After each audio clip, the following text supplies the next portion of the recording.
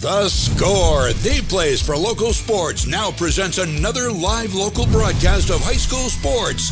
No one does more live local play-by-play than The Score does. Local Sports on The Score is brought to you by Central Maine Community College. More than just a community college, over 40 academic degree tuition rates in New England. Just go to cmcc.edu.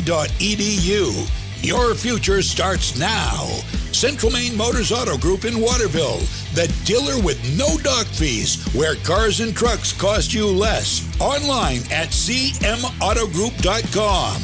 Hammond Lumber Company, serving Maine and New Hampshire from 22 locations. Your building project partner, hammondlumber.com. Midstate Machine. Looking for a career? Check out the Machinist Development Program at midstateusa.com. 201 Service in Skowhegan, Maine's trusted towing and recovery partner since 1984. Whittemore & Sons, your Coyote tractor dealer. Sales and service by a family that cares. Somerset Stone and Stove, offering quality gas, pellet, and wood stoves and hardscape products.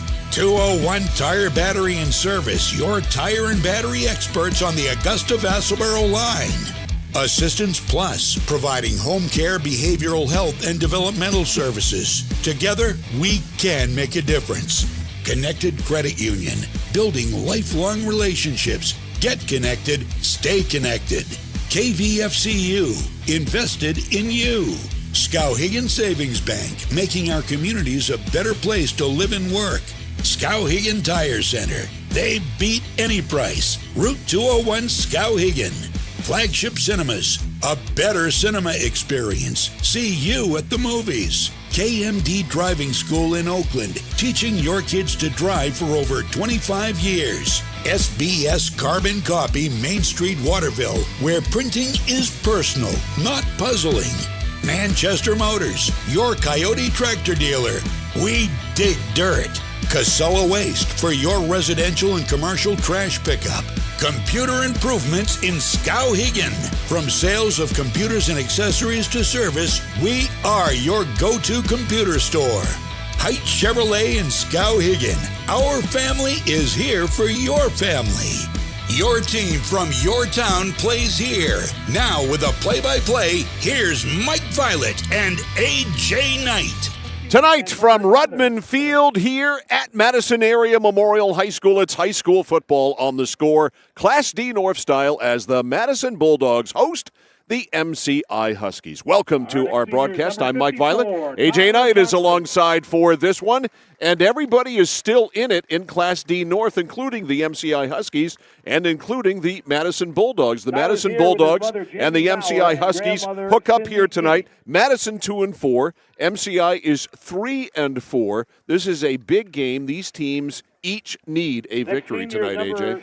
Yeah, I mean, in Madison kind of playing with house money this season, kind of a special one from the program finally looks like it's turned a corner that I think for Bulldog fans and those in Madtown has been frustrating to watch season in and season out as they enter this season with the state's longest losing streak, and they snapped that, and I think have a chance at a very winnable game tonight on senior night. Yeah, no question about it. They're 2-4 are the Madison Bulldogs. They snapped that long losing streak, beating Belfast in week 2, 13-0, and then they won 2 weeks later by a score of 20-6 as they were able to get the victory over Mackinac Cook Lee Academy, Penobscot Valley. And so they are 2-4 on the year. These teams do have a common opponent, and that common opponent is the Winslow Black Raiders, who beat the daylights out of both of them. So there's that barometer. Yeah, there's that barometer to look at. Two of the best weeks that Winslow is having this year or has had this year. But tonight's matchup is an interesting one. You mentioned Madison turning a corner, and one thing I'm impressed by Madison is the amount of kids that they have out for the program. This was a team that was close to having to drop to 8-man football. Not anymore. They are loaded. I haven't counted them up yet, but there have to be 50 or 60 kids out. I organized it earlier and it just didn't click, that 4 o'clock brain. But, yeah, I mean, this is as big as some of the rosters we have from the Class B teams. I mean, it's up there, and it's great to see. I mean, that's one of the stories. I think you touched base on it, and shameless plug, but if you go back to the MCI Winslow game, it was one of our first games this season. you had an extensive conversation with Coach Littlefield of Winslow, and I think you posted the full interview clip on your social media as well. You can find that 1160 Score, Mike Violet, look for all that. But one of the things you guys talked about was his program specifically, but how you had seen growth in numbers, because one of the things you and I talked about is we had seen massive roster growth in the spring sports, and I think we've seen it carry over, which is just good for Maine sports across the board. Danny Mooreshead is the head coach here at Madison Area Memorial High School, and he's been talking lately about the offense being more efficient. Before we move along, let's get a quick timeout. We'll come back and talk more about what Danny Mooreshead had to say and get you ready for football. Madison and MCI. It's coming up next on The Score. When you're ready to tackle your next building project, no matter how big or small, depend on Hammond Lumber Company for the products and services you need. The knowledgeable staff at Hammond Lumber will be with you every step of the way and keep your project on schedule. From free estimating and project planning to design and drafting services, an extensive product inventory with a wide variety of brands to choose from, and of course, Hammond delivers from any of the locations across Maine and New Hampshire. Hammond Lumber Company, your building project partner. At Central Maine Community College, your future is our priority. I'm going to be a preschool teacher. An HVAC technician. Pediatric nurse. Whether your college journey is starting here, I'm going to be an architect. Physical therapist. I'm going to be a lawyer. or we're a stop along the way. I'm going to be a doctor. A machinist. Honestly, not 100% sure yet. With over 40 programs, I'm going to be a graphic designer. An athletic trainer. There is something for everyone. CMCC. Your future starts here. For us, it's a family business that is steeped in tradition. You know, our relationship with Waterville goes back a long ways. Over the years, we've been fortunate enough to grow, and we've been able to grow with the town. We look at the work that we do as something bigger than just the sale of a car or the servicing of an automobile. We're here to be a part of something bigger than just ourselves by giving back to the community with our time and our energy, because it's all about taking care of people. Looking to begin or further your career in manufacturing and don't know where to start? Midstate Machine is in need of CNC machinists at our Winslow facility, where we manufacture components for some of the most exciting industries: aerospace, defense, power generation. I'm Jeremy Stanford, manufacturing manager, and I personally want to invite you to come learn about the great pay and benefits Midstate Machine has to offer. To apply, visit midstateusa.com. That's midstateusa.com, an equal opportunity employer. Come grow with us. Over 30 years ago, Paul and John A. Bowen set out on a mission to help aging Mainers stay in their own homes. Assistance Plus grew from their passion, dedication, and integrity, where clients come first. Today, Assistance Plus serves not only the elderly, but clients with developmental and behavioral health challenges. Assistance Plus is here for you today and through all points of your life. All righty, Mike Violet and A.J. Knight, along with our Score crew, back here live at Rudman Field. Madison Area Memorial High School is talking about what Danny Mooreshead, the Madison coach, had to tell me this morning. Said lately their offense has been more efficient in the run game, and they're hoping to keep that rolling here tonight. They have a very good offensive line that he says is very consistent in run blocking and pass protection. The offense runs through their dual threat quarterback, and that's Jaden Horton, and he is a very impressive quarterback. You'll see him tonight wearing number 6 in the blue. And so Jaden Horton, that is the man tonight for the Madison Bulldogs. We have seen the MCI Huskies before this year. That was against Winslow, and they lost big time by a score of 50-6. Caleb Kennedy runs the offense for Tom Bertrand and Alex Bertrand. They, too, like to spread it all out big time. Well, but we can't forget, because we'll probably talk about it pretty quick, I think MCI is a nice collection of weapons, but one of the things that's a little bit peculiar of this MCI team is they run that no huddle, but then they look to that sideline and they look at those cards, and it feels like they run the clock down fairly far anyway. So it's just kind of a peculiar offense that I think defensively it's got to be tough to kind of match up on, because you're probably getting set, you're getting in your stance, and then it's 20 seconds before they snap the ball. All right, the Madison Bulldogs appear to have won the coin toss. They have, and they want the ball. So Madison's going to get the ball first. So Madison wins the toss. And we will see Jaden Horton and that Madison offense right out of the gate here tonight. Tonight's game brought to you by Central Maine Community College in Auburn, with over 40 academic degrees and programs to choose from. You can find your passion and find it at cmcc.edu. Your future begins now at CMCC. Couple of quick points, Mike. Pregame, one of the things that really stood out to me was the fact they talked about 2 offensive linemen went down. So they for MCI, so they moved in a true freshman, and then a wide receiver had to move in. And then 2 other quick things. One thing, if the camera gets shaky during game 1, apologize. We're in the bleachers. We are in the bleachers. They are it's pliable wood, so it Yes. probably will. And then the last thing I was going to say is that MCI fans flooded our YouTube chat early in the poll, dominant for the Huskies being voted to win. That is allowable under the law. Jason Almeida is back deep to return. He wears number 10. They want him to handle the football. And ready to kick off here for MCI is Thomas Cho. Cho does their place kicking. The Huskies in the white jerseys with the dark pants. And the Madison Bulldogs dressed in blue with the white numerals and the white helmets. Cho ready to kick off. Foot into ball. A nice driving kick. How about that? Almeida all the way back at the 6 to the 10 to the 15. Right up the middle to the 20. Breaks through a hole there, and a nice return by Almeida as he is all the way up to the 36-yard line. Nice so Jason Almeida with a great return.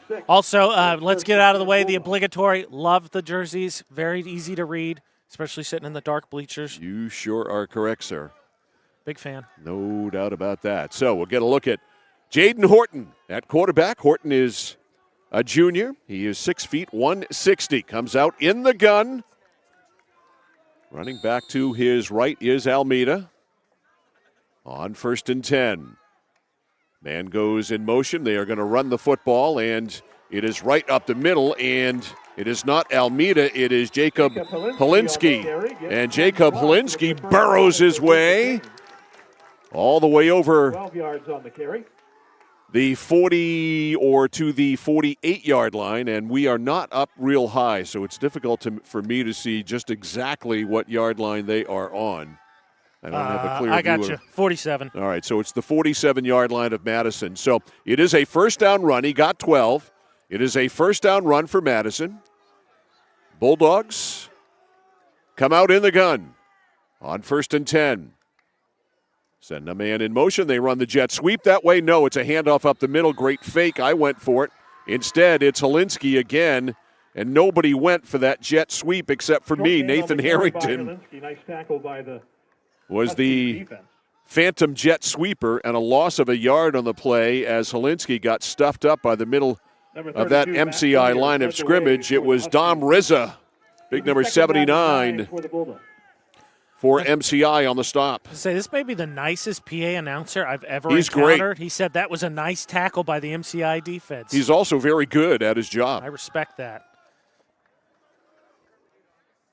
2nd down. And a long 9.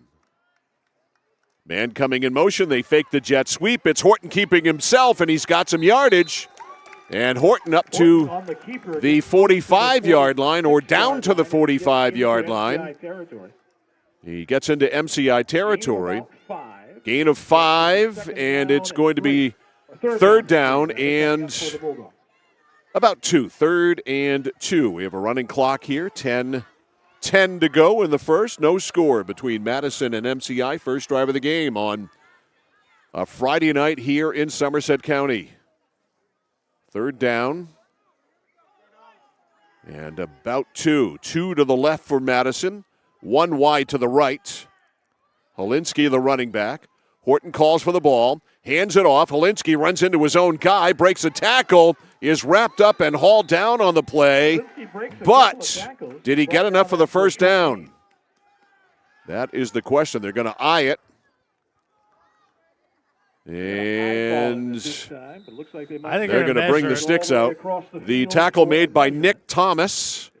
And Thomas got him right at the line of scrimmage. And so they call timeout.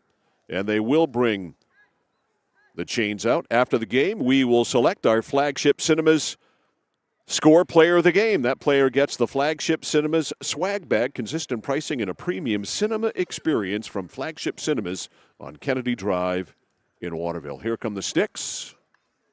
And they call them come all the way from the far sideline. They're never on the near sideline. No, you know, they're never on the near sideline. Also, look, I don't have a vested interest in this game. I'm just going to say both the stick operators are wearing Madison jerseys. That seems a little suspicious, you ask me. Well, it's a hometown advantage. I'm just saying. It's like you have a hometown scoreboard operator, a clock operator. You know, you're playing a home game. That's you know. Here's the stretch. He needed to pull it back all the way. All right, now the stretch. All right, let's see. Going to be just a bit short. All right. Missed it by that much. By that much. I say it took a long, long look as they picked it up. I think a few chain links, maybe the length of the football at most, Mike. All right, so. You're home. It's senior night. This is absolutely go for it. Madison all ready to roll out of the huddle. Danny Moorehead has his team ready to go, but the officials' team not ready to go. Haven't spotted the ball yet. I don't think they like the measurement. So. Maybe they're moving it back to the hash. I think they're moving it back to the hash and then getting it precise based on the number of chain links it was short. Bulldogs are ready to get to the line here. Okay, all set to go. On 4th down and inches. 4th and inches for the Madison offense. Line of scrimmage is the 40.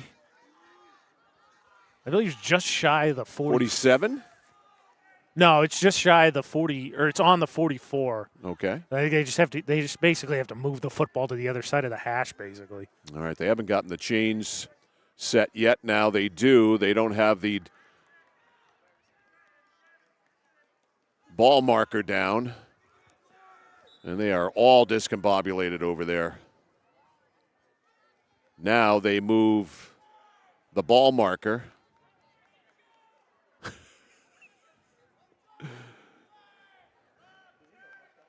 It is organized chaos over there with the chain gang. Nobody had anywhere to be tonight, right?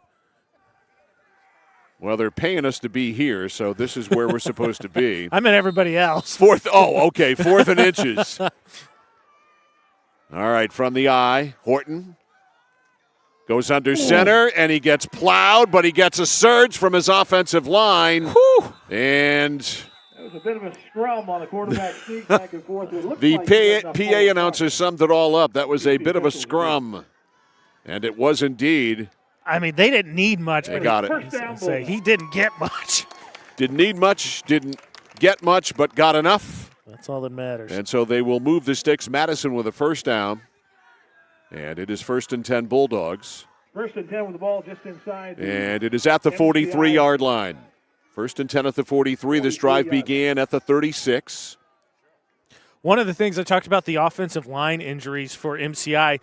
Again, at this level, the Class D, one of the things that the coach pointed out sort of subtly is that affects their defense too, because obviously those offensive linemen probably playing D-line both ways or at least rotating in. All right. Jaden Horton comes out of the huddle, sends 2 to the right, 1 to the left. Has Helinski right beside him. Sends a man in motion. That's Estes. Fake shovel pass. Now he's in trouble. Horton's going to throw it down the middle. Has a man open. It's behind the intended receiver downfield, Bryce Horton. Bryce Horton, the intended receiver, down at the 27-yard line. A little wobble on the pass, and it was behind the intended receiver. Incomplete. It'll be 2nd down and 10. Yeah, good play call. Got what you're looking for. A receiver streaking down the middle, but like you said, first read, didn't get a chance to go through the first read there as he was immediately knocked off a spot and then obviously rushed that throw. Horton over to the sidelines to get the play. Gets it. They break the huddle for a 2nd and 10. Going out wide to the left side, Jason Almeida. The slot man is Estes. To the near side is Bryce Horton. Jaden Horton looking at the sidelines. Has Helinski right beside him. The shotgun snap. One fake, now to Helinski. Helinski wrapped up and a loss behind the line of scrimmage. Some outstanding defense there, hustling up. I believe that was Drew Shorey. It was. Shorey came up from the end and blew that play right up. Nice job penetrating there, knocking him back a good 2 yards. So a loss of a couple. It'll be 3rd and 12. 3rd down and 12 for the Madison Bulldogs. Horton returns to the huddle. Danny Mooreshead calling the plays. And I think for both these teams, this situation neither of them want to be in. This is down and distance neither team wants to be in. They both want to run. Both have athletic quarterbacks, want to keep the change short. All right, 3rd and 12. From just inside the 44-yard line, Horton calling signals. Sends Estes in motion. Little shovel pass. Trying to go right side is Bryce Horton and nowhere to go. And again jumping up. This time it's Caleb Rush. I thought it was Shorey, but it was 6 Caleb Rush who came up. And he, like Shorey on the previous play, blew that one up. So Madison headed in the wrong direction. A loss of a yard or so more. It is 4th down and about 3 at the 45-yard line, and you may as well go for it. 14. What'd I say? 3. Okay, 4th and 14. 4th. I called it long 4th 13. and 3. You know, you're right. I was looking at the wrong area, I got obviously. you. Team. That's what team's here for. Gotcha. They're going to punt. May as well go for it. Well, the heck with that. Kennedy will return the punt. It is a bad snap. Helinski runs it down, end over end, and they will get the heck away from it. And it goes out of bounds as Shorey just watched it there. Actually, it didn't go out of bounds. It just stopped right then and there. And so that is it. And so the MCI Huskies will get their hands on the football for the first time. Caleb Kennedy and company will take over. That was a worm burner of a snap and then a very high punt. They officially put him down right on the 30, Mike. All right. Thank you very much for being my spotter there. So MCI 1st and 10 after the punt at their own 30-yard line for Kennedy and company. Kennedy gazing over at the sideline. And both these teams kind of operate similar, right? Madison that first drive spent a ton of time in the huddle. All right, Kennedy comes out. Caleb Rush. One running back. The other running back is Matt Bernier. One to either side. He's got bodyguards. Kennedy will keep it himself. Runs left side. Breaks a tackle. Then Helinski steps up and hits him. Quarterback Caleb Kennedy called and a gain of probably 3 or 4 on the play for Caleb Kennedy. We'll give him 4, 2nd and 6. That's a full 5. No sitting on the 35. I didn't think he fell forward that far. We'll go with a full 5. 2nd down and 5. There is a consensus. The PA announcer and you say it's 5. And I didn't even have to use the mid-state machine instant replay for that No, one. you did not. You got an eagle eye, young man. At this point, might as well just give me a GoPro and I'll just get in the huddle. Just give me some stripes. It'll be fine. You're probably going to want more money, though, right? That's true. 2nd down and 5. I ain't keeping up if someone breaks one either. 2nd down and 5. Caleb Kennedy, I know that. That's a given. 2nd down and 5. One receiver to the right, one receiver to the left. Kennedy calling signals. Now he's going to go under center. Sets him down. Kennedy will keep it after a fake, and he weaves through traffic. And Caleb Kennedy gets to, let's see, almost the 40. Yeah, I think the forward progress is going to give him enough. I see where they spot him. Yeah, they marked it, so let's see where they set him down at. Right on the 40, yeah, so give him another full 5. So is it enough for the first down? Yeah, that head ref already signed it. Okay, so there's that. And the poster boards on the far side for the MCI Huskies are up. They went to the craft store before the game and got those all colored up, and so they all mean something. We'll have to get a shot of those at some point, Logan, because that all means something to the offense. It means nothing to us, but something to the offense. 1st and 10 from the 40. Kennedy calling signals. From the gun, he's going to throw it. Rolls to the right, now steps, fires over the middle. It's caught, and a first down. There was a seam there. It was open. The throw was right on the money, and that is a first down to Drew Shorey. So Shorey finds a seam over the middle right between the hashes, makes the catch, turned it upfield, got a first down. They spot him down at the 48-yard line of Madison. That was a heck of a pass because that was not a clean pocket there for Kennedy. Kennedy stepped up, found a place to throw, and then found an open man. 1st and 10 from the 48, Caleb Kennedy in the gun. A 4-2-5 defense employed by Madison. Kennedy on 1st and 10 from the 48. Shorey in motion. High snap, he handles it. Right side, room, 45 to the 40, and near a first down is Caleb Kennedy. Kennedy near the 39-yard line. 9 yards on the play. And a 9-yard pickup, and that is enough for a first down. Well, good call. Give him 9. So short of the first down by a yard, it'll be 2nd and 1. 2nd down and 1, 4:05 to go in the first quarter. No score between Madison and MCI here at Rudman Field in Madison. 2nd and 1 from the 39. Kennedy from the gun.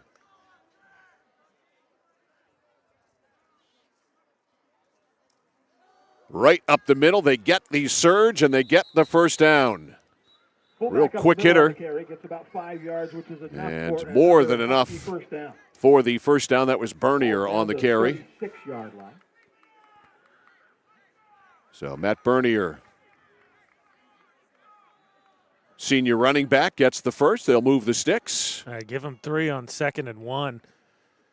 This is, I think, exactly how MCI wants to play. I think occasionally, like we saw against Winslow, they get caught. I think they want to throw it just occasionally. I think Kennedy's a pretty good athlete, and I thought against Winslow didn't necessarily use him enough. Wanted to kind of spread it out and fling it around, just not their game. 1st and 10. Kennedy brings him out in the gun. He's got a running back to either side. Now going in motion is Shorey. Shorey's going to block as Kennedy's going to keep it himself, and there's all kinds of room there. Doesn't look it maybe, but there was all kinds of room there. As we view this from where we are, almost at field level, you can't see how much room there is, but the offensive line got the job done. A gain of 6 anyway for Caleb Kennedy. Not flashy, but you talk about how a lot of players playing well, maybe not Madison. Madison got a pretty good sized roster, but I imagine still going to have a lot of two-way players both sides, so non-methodical drive is going to help your defense out. So a gain of 7, 2nd and 3. 2nd down and 3. The ball inside the 30-yard line. Kennedy back under center. Hands off fullback Bernier. Quick hitter, and he blasts up the middle before he's pushed back. Looks like he's near the first down stick. And the PA announcer, who's got a way better view than we do, says it's a first down. We're almost up there with him, but we were almost up there. We take up a lot of space. Not enough room. We are a big operation here. We're of the people, for the people, and by the people. That's why we're in the bleachers. We are literally by the people tonight. I tell you, the setup for Madison is one that I have not experienced. You got a lot of space. You got fans basically on the sideline. You've got the bleachers, opposing fans standing up on the sideline. It's pretty cool. 1st and 10 in the Pine Grove here in Madison. Beautiful grounds they have here.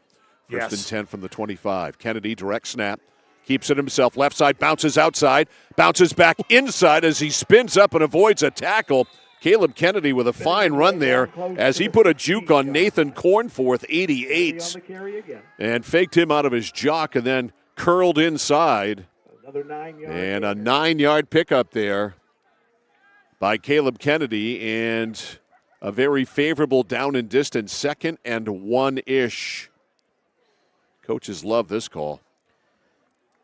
A little play action. Maybe see you get Madison bite, get something wide open down a seam. 2nd down and 1 at the 16 of Madison. Shorey is wide to the right. Wide to the left side is Connor Reynolds. Under center is Kennedy. He's gone both ways. Hand off Bernier. Quick one, busts up the middle, and should be enough for the first down. Bottom of the pile, Spencer Richard, a senior from his linebacker spot, but that should move the sticks yet again. And it does.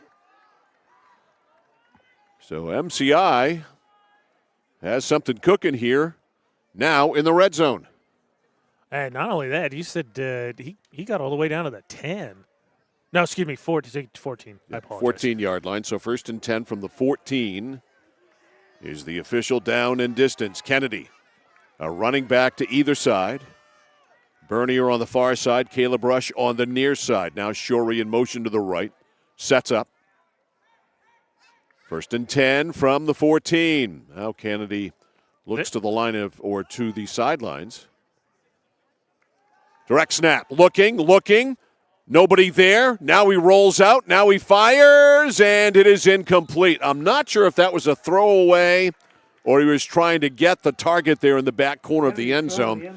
In any event, it ends up being a throwaway and an incomplete pass, and it is 2nd and 10 from the 14. Now, it stopped the clock, too, with only about 3.5 seconds left. I think that was a little bit of both, Mike. Like, give your guy a chance, but if he can't get it, make sure nobody can get it. Exactly. So he threw it away. Because I actually thought I didn't know where the count was for that back judge. I thought initially when he looked back to his sideline, they were just going to let the clock run. Because like I said, 3.5 seconds left is where that stopped. All right, 2nd and 10. That was 1st and 10. 2nd and 10 from the 14. This will be the final play of the quarter, barring a defensive penalty. They're all spread out. Got 2 to the right, 1 to the left. Bernier's the only running back. Now Shorey in motion. Snap to Kennedy. He's going to run it to the right with Shorey as a blocker. He is close to the 5-yard line as you heard the siren go, and that is the end of the first quarter. So when we come back, it'll be 3rd down and short as the MCI Huskies are threatening to score. The score at the end of one from Redmond Field in Madison is Madison 0 and MCI 0. You're watching and listening to high school football on the place for local sports, The Score. At Haight Chevrolet in Skowhegan, our family is here for your family. And our family has been providing affordable, reliable transportation to families in central and western Maine for 113 years. You don't have that kind of longevity in the car business without building strong, trusting relationships with customers from one generation to the next. Whether you're looking for a new or pre-owned, financing, or special incentives, your shopping experience is always stress-free at Haight Chevy. Haight Chevrolet on Madison Avenue as you turn into Skowhegan. You'll also find the Haight family of dealerships in Madison and Farmington.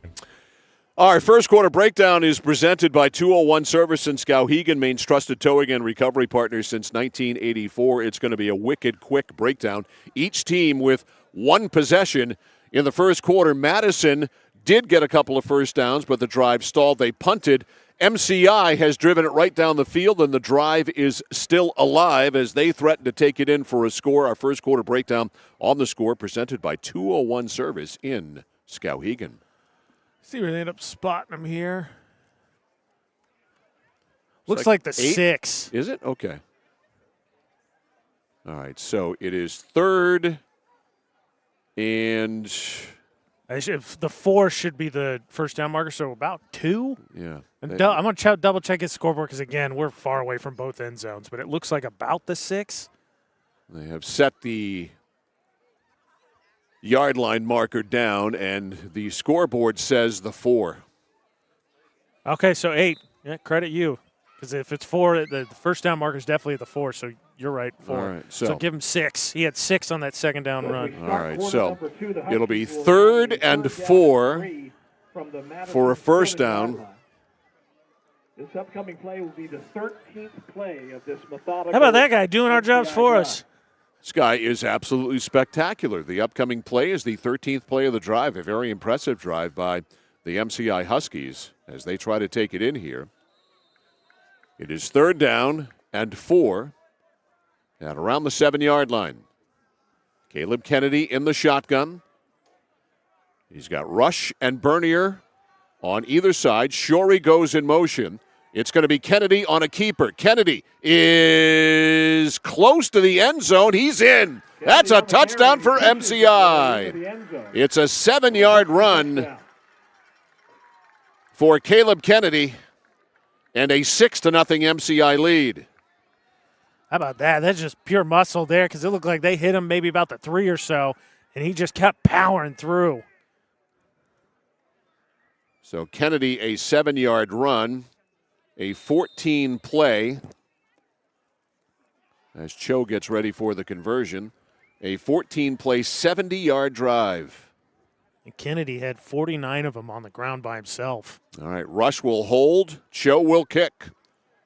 Gets the snap down, drives it long and true, and it is good. So Cho is good, and a terrific drive to start things off here for the MCI Huskies on their first drive of the game. They go 70 yards for a score. Timeout on the field will take it too. The score from Madison is MCI 7 and Madison nothing. This is high school football on The Score. Whether you're looking to buy, build, or refinance your home, at Skowhegan Savings, we make buying your home a personalized experience. Our team of local community bankers are available on your time to help you every step of the way, from pre-qualification to closing your loan. We have a variety of mortgage terms to fit your needs and a biweekly payment option that can save you time and money off your loan. We also won't sell your loan, so your loan stays local with us. Contact one of our community bankers or apply online at skowhegan.com to start your home buying journey today. Mike Violet, AJ Knight back here live at Madison Area Memorial High School. 6 minutes and 45 seconds. That drive lasted 6 minutes and 45 seconds. Again, a tip of the chapeau wow, to Mike, you are so good at math. To the PA announcer, who obviously is keeping track of those things, and Thomas Cho ready to kick it off and back to return for the Madison Bulldogs. Jason Almeida in the middle. They want him to handle the ball. How about that? Both teams, too, one possession each, and it didn't even take up the whole first quarter. Big U and Horton also back there. This is Almeida at about the 12, 15, 20. Had a head of steam, slowed down quickly, and down he goes. The tackle made by MCI's Jackson Foster. He had to hit the brakes in a hurry, and then he got swarmed by Huskies. He sure did. I misspoke. I said that in reverse. Both teams had a possession in the first quarter. Even that wasn't enough time, as obviously MCI scores 13 seconds into the second. Yep, spilled over into the second quarter. So here we go. Madison's second drive of the game. Jaden Horton at quarterback. Sends one receiver to the left. That's Bryce Horton. I'm going to imagine they're related to each other. Just because. Seems reasonable. Jaden calls for the ball. High snap, handles it. Turns the handoff to Helinski, and Helinski is stuffed. I don't even think he got back to the line of scrimmage. Line of scrimmage 26. He got hit, I think, right as he was getting to the 25. Jacob Helinski is a solidly built running back, 5'11", 200, but nowhere to go for the big guy. And it'll be second down and a little bit more than 10. There's a great moon in the sky tonight, and at some point Logan is going to have to get a shot of it when we have a break. Yeah, we'll get one coming back from a break for sure. Absolutely. How about this, though, Mike Helinski? First carry, 11 yards. Since then, a yard, lost 2, lost 1. Yeah, they've kind of figured him out after that first terrific run. Second down and 11. In the shotgun, Jaden Horton. Horton hands the ball off. This is not Helinski. It might be Flanders. Double check here when he gets out of the pile. When they get out of the pile, whomever it was did not get a whole lot. It was 32. It was Owen Van Gordon. That's a fancy name. So Owen Van Gordon. 2 runs up the middle have netted about a yard here. So third down and 9 coming up for Madison. It is third down and 10. Third and 10 wide to the left side for the Madison Bulldogs is Bryce Horton. Van Gordon in the backfield. Back to throw. Horton looking, has time. Rolls left. Now he's going to run with the football. Runs right into a tackler, and down he goes. On the sidelines, he rolls out of bounds. A modest gain, and it'll be fourth down, about a yard on the pickup. It'll be fourth down and 8, and Madison is 3 and out. Caleb Rush again there. He's made a lot of early defensive plays there, and right there just is sound, slows down Horton and lets his cohorts come help him finish that off. Jacob Helinski will punt. Back to return the punt, Kennedy and Rush. Double safeties. And now we've got a whistle. And officials timeout here. Clock stopping with 10:05 to go. Somebody lined up offsides or... Yes. Oh, there's a flag. We do have a flag. All right, our first penalty of the game, if I'm not mistaken. From a 4th and 8 to about a 4th and 3. So that will give Madison a free 5. 4th and 3. So the original line of scrimmage was the 26. So they're sitting at the 34, about the 34, and they've got to get to the 36. All right, so Horton's going back on the field. They're going to take a shot at it. So on 4th and 3,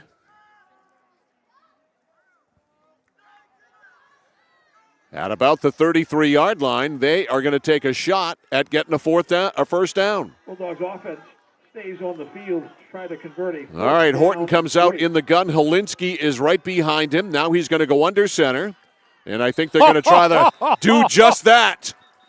That was the whole intention right there, was to have Horton try to draw them offside, and he very well may have done it.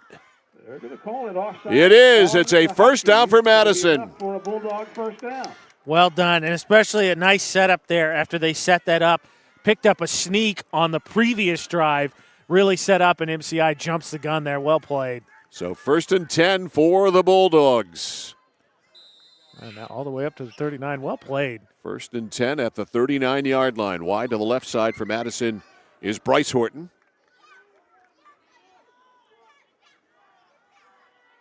Out of the eye.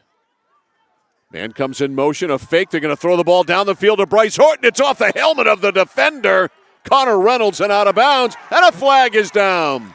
A very late flag, which will no doubt be pass interference.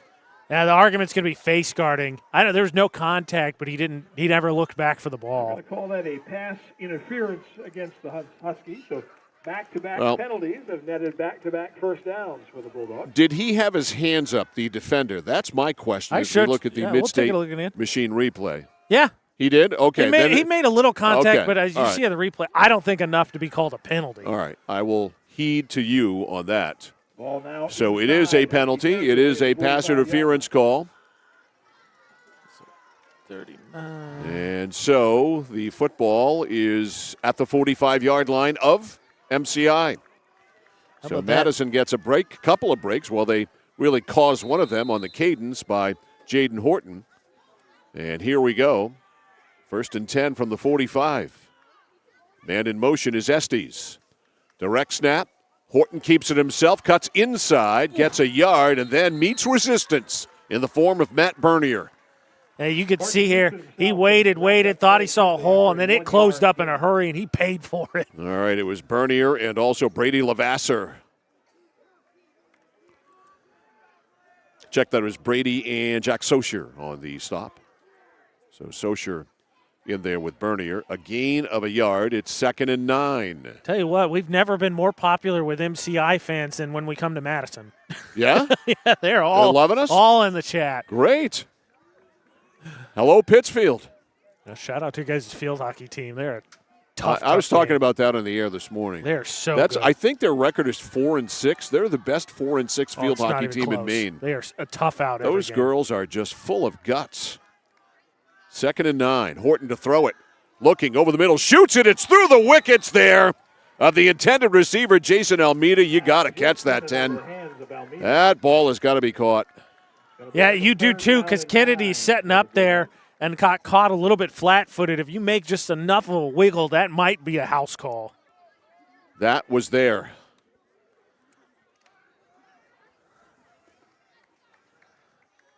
How about this from an athletic director? I just got a text from Andrew Haney. Can I get you or your crew anything to eat or drink at halftime? I believe everyone has been talking. We talked extensively about the apple cider floats yesterday. Apple cider float, yeah. And Madison hospitality 2nd and 9. Third down and 9. Horton looking up the sidelines at his head coach, Danny Mooreshead. He might be changing the play here. I think he was. Horton calls for the ball. Back to throw. Looking, a little flip pass in the flat. It is caught by Helinski. He's rolled out of bounds at the 40. And so it's going to be a 4th down. Still going to bring up 4th down and now 5 yards to go. Give him 4. Madison tonight 0 for 4 on 3rd downs.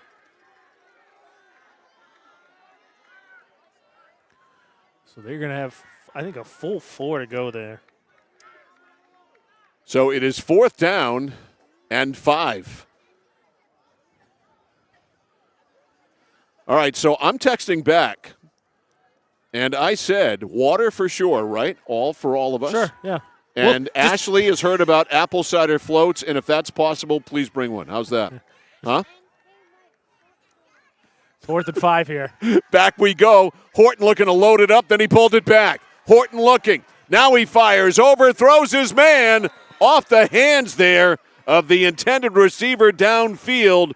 Bryce Horton. It is incomplete. Turn it over on down. And unfortunately, Horton stayed with it. He initially wanted to load up, looked like they had something going down the seam. Missed it, but crossing there, I believe, on the other, ended up going the other way, was Almeida.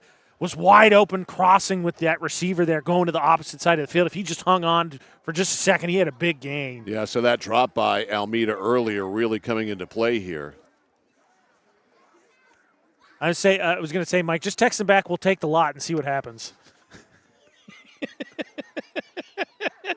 Hey, take note. We're going to be at Skowhegan tomorrow. Mr. Jones, I understand if you had coffee and donuts waiting for us.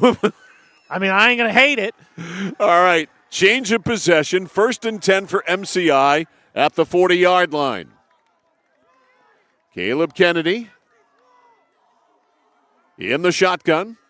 Oops! Air-mailed snap. And all the way back it goes, and it is Bernier. Or no, it is Caleb Kennedy getting on it. But a loss of a country mile. Yeah, it was okay. Remember the line of scrimmage. Man, that ball marker's gonna have to run forever. Line of scrimmage was the 40. It was, and they put him all the way back on 12. Yeah, I think so. That's a 28-yard loss. That'll kill those Russian numbers. I want to see officially where they finally set him that down. Was very fast and very high and very little opportunity. In fact, no opportunity for Caleb Kennedy to be able to come up with that. And so it is a loss of 28. It is 2nd and 38. Let's see what the Bertrands have in their bag of tricks for 2nd and 38. A better snap this time. The pass left side picked off. It is picked up by Almeida. Almeida is going down the sidelines, and he is down inside the 5. Jason Almeida with a pick. That was almost a pick 6. Just airmailed it. Feeling the pressure after losing 28. Throws it, and Almeida was just sitting back there in deep coverage. Easily picks that off. So Almeida with the pick. Timeout on the field. Yep. Timeout on the field. And let's find the line of scrimmage, shall we? It is 1st and goal. Looks like the 4. That was that close. You were kidding. We can take I'll show it to you one more time. So 1st and goal at the 4 as Almeida almost had a pick 6. And how about that? Great return there. Initially breaks that tackle and then looked like he was off to the promised land.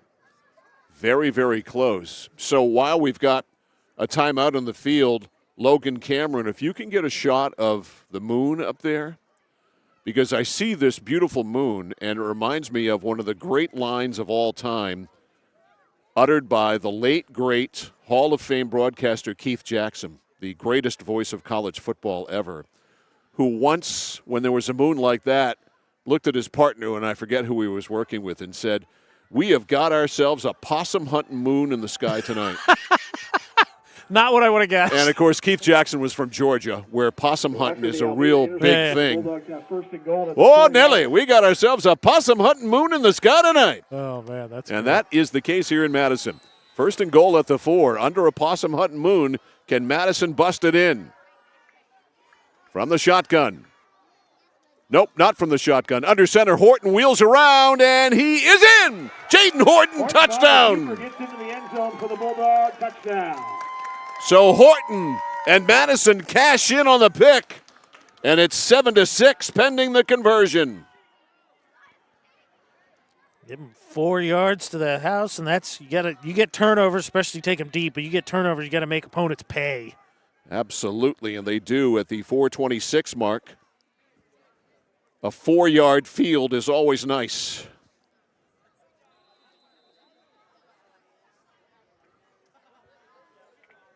So now, Looking to tie it is Helinski. 7-6. Snap is right on the money. He's a straight-on kicker, and he can't get it through. Just a little bit wide to the right. So Madison on the board after a pick by Jason Almeida, a 4-yard touchdown run. And they have cut the gap to 1. The score is MCI 7 and Madison 6. You're watching and listening to high school football on The Score. Hi, this is Mike Perkins from KMD Driving School. I've been instructing your children in driver's ed for years. We're accepting new students for the fall and winter classes. Let the professionals teach your children. Call 465-4835. Sign them up for KMD Driving School. New classes begin every 3 weeks. Call 465-4835, 465-4835, or visit us online at kmddrivingschool.com. The journey begins with us. KMD Driving School. For the safety of you and your family, 201 Tire Battery and Service on Riverside Drive in Vassalboro offers only the best and most reliable tires and batteries, including used batteries for your ride, cars, motorcycles, and more. And tires for everything. Tractors, lawnmowers, your car and truck, custom rims? Yep, of course. Open Monday through Thursday, 7:30 until 5, Friday till 3.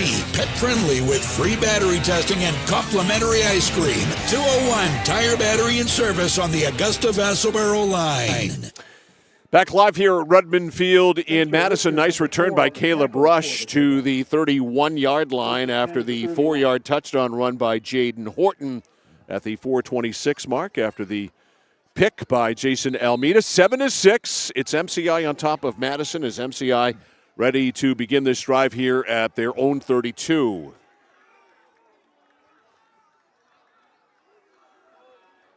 After the kickoff. 1st and 10, backs to either side of Kennedy. The turn, the handoff, second man through.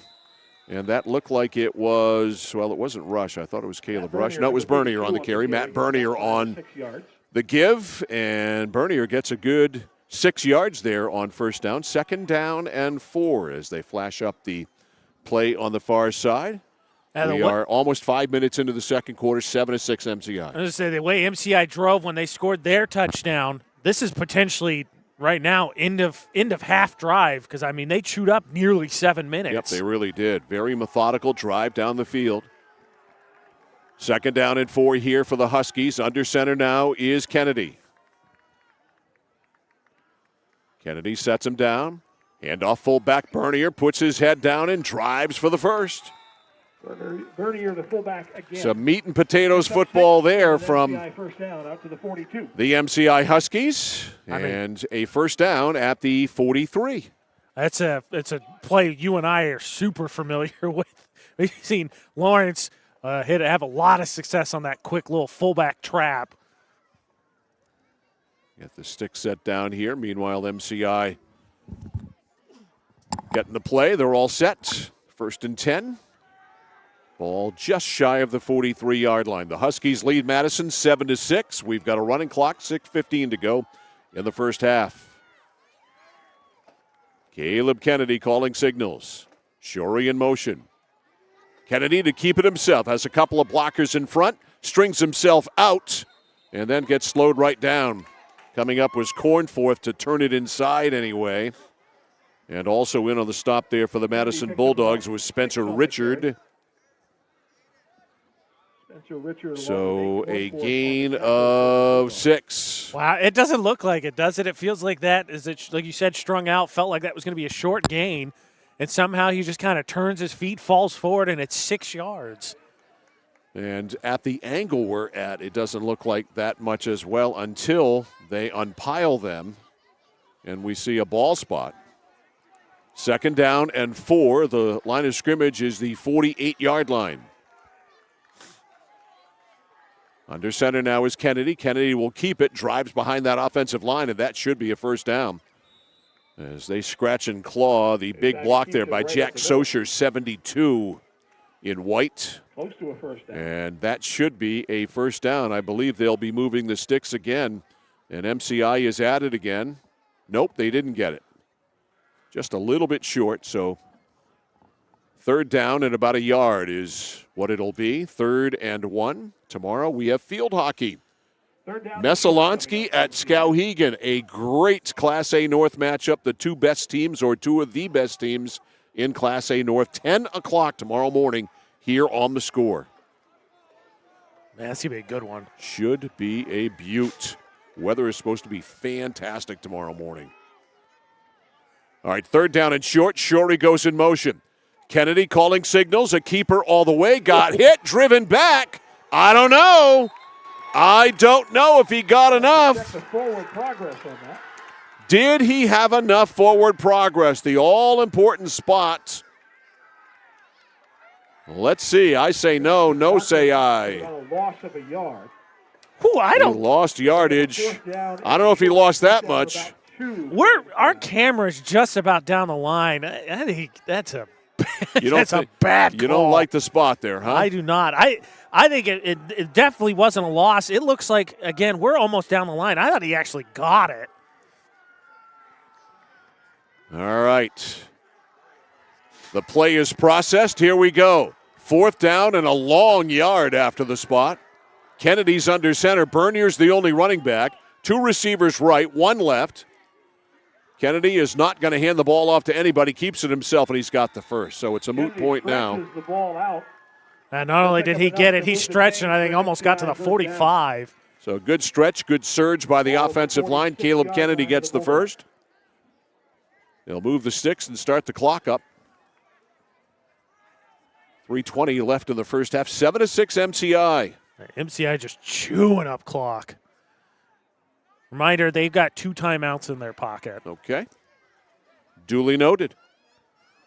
So 2 timeouts. They'll process the play here.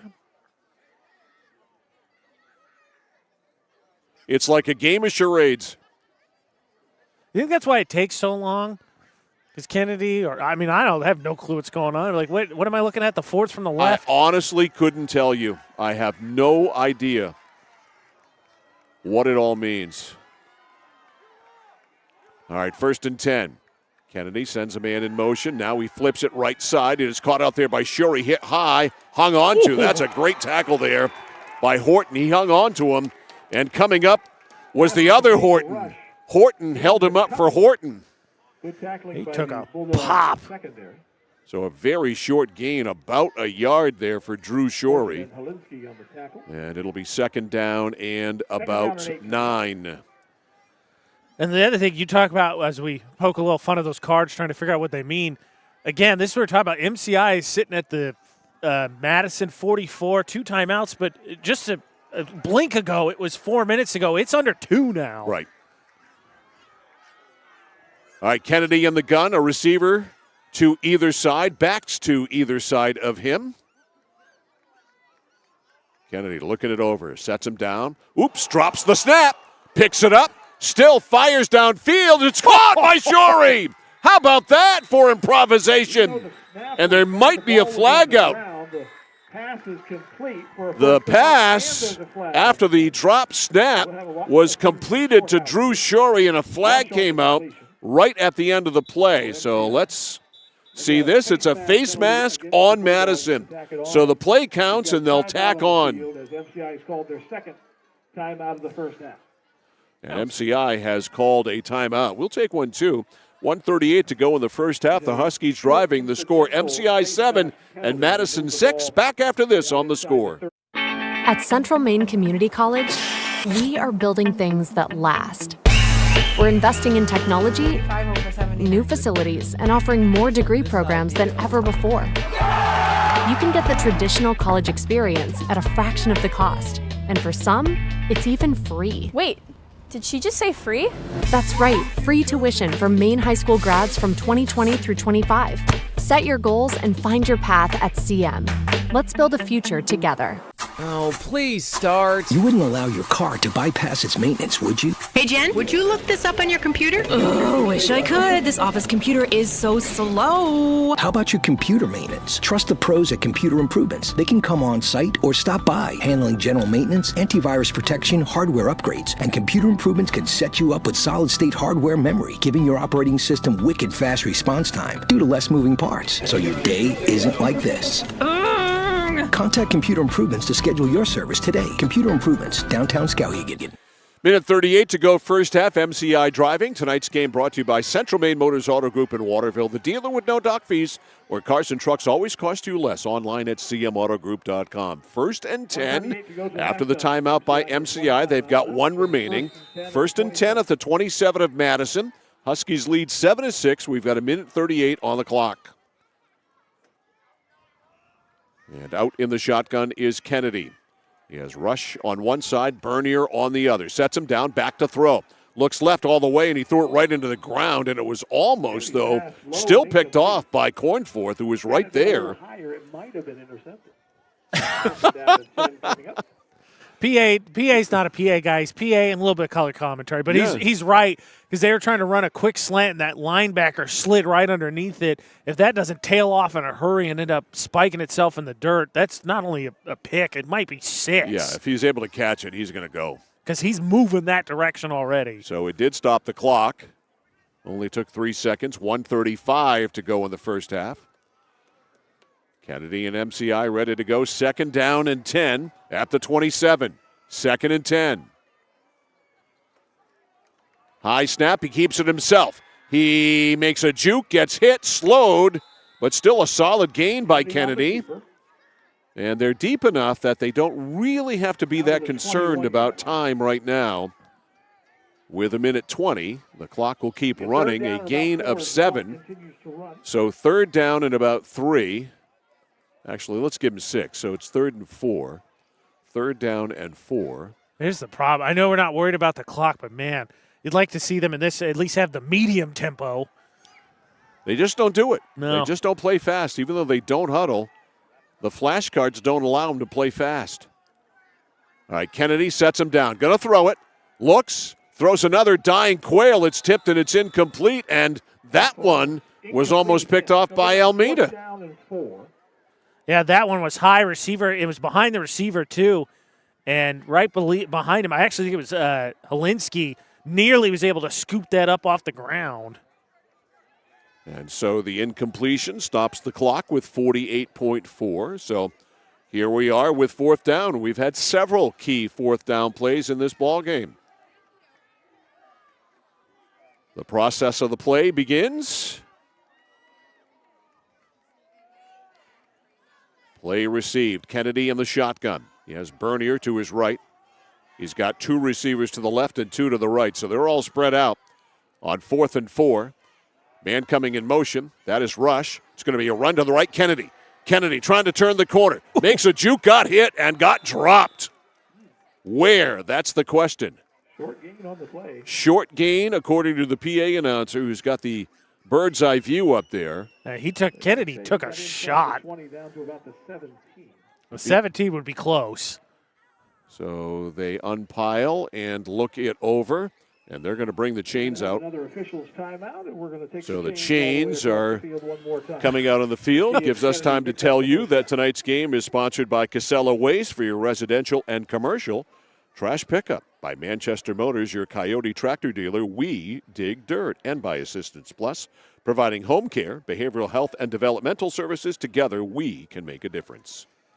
Yet again, chains got to come all the way from the far side of the field.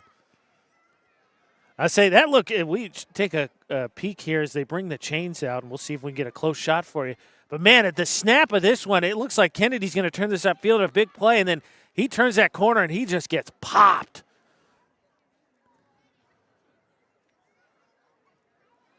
All right, chains have finally made it out. Here's the stretch. Did not get it. First down, Madison. So MCI takes it all the way down inside the 20. And with 40 and a half seconds left in the half, the drive stalls. Madison bends but doesn't break, and the Bulldogs will take it over. Let's see if Danny Mooreshead wants to try anything here, or if he doesn't, if he decides to do what? Take a knee. I'll say if he takes the knee, we know that he's been paying attention to Central Maine sports. All right, here comes Madison. Jaden Horton. They're all spread out. 2 to the left, 1 to the right. Man in motion. Going to run the football. The handoff to Helinski, and so they decide they're going to eat it. Of course, we've seen how dangerous that can be. So a gain of a couple as the clock runs. They don't have to run another play.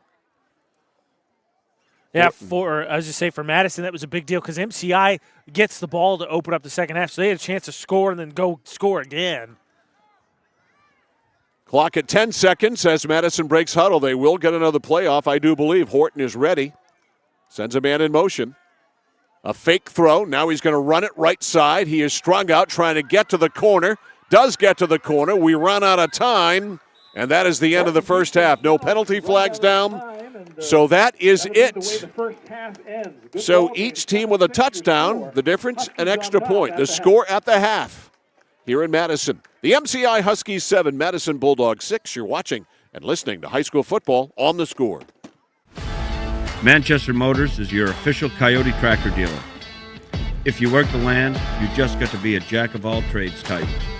There's just too much to do. So if you got to be a welder or a farmer or a ditch digger, that's just who you are that day. Then tomorrow, you can be somebody else.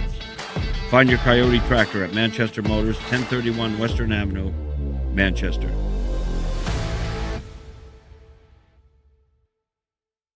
Casella Waste. You see their trucks everywhere all the time. That's because they're out taking care of customers like you. Roll-off dumpsters, they've got them 15 to 50 yards. And they're in your neighborhood picking up the trash so you don't have to worry about it. Weekly, bi-weekly, or monthly from 2 to 10 yards. Casella Waste will also deliver portable toilets when and where you need them. And they offer septic services. Call to learn more about Casella Waste. 872-8257, 872-8257 for Casella Waste.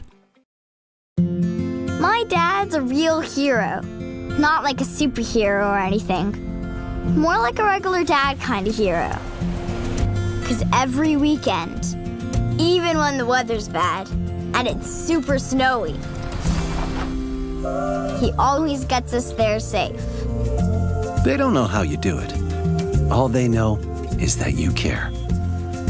See Skowhegan Tire Center. They beat any price. Route 201, Skowhegan. Refi your ride at Connected Credit Union. Lower your current rate by as much as 1.5% and earn up to $300 cash back when you refinance your auto or recreational loan with us. This offer ends November 15th. Contact our loan team today for your best deal or apply online at connectedcreditunion.org. Get connected, stay connected. Federally insured by the NCUA. Member eligibility required. Consult with a loan officer for more information. Whittemore & Sons, your Coyote tractor dealer. Dependable sales and service for over 50 years. We are located on the Waterville Road in Skowhegan. Sales and service by a family who cares. Our second quarter breakdown brought to you by 201 Service in Skowhegan, Maine's trusted towing and recovery partner since 1984. After a very inactive first quarter, an active scoring second quarter. Each team got their touchdown in the second quarter. The MCI Huskies, 14 plays, 70 yards. They matriculated the ball right down the field, and they scored 6 seconds into the second quarter on a 7-yard touchdown run by Caleb Kennedy. The extra point by Cho was good, and MCI led there 7-0. Madison answered back thanks to a pick. Jason Almeida with a pick fairly deep in MCI territory, returned it down to the 4-yard line. One play later, Jaden Horton went over from 4 yards out. Helinski wide right on the extra point. That's the first quarter.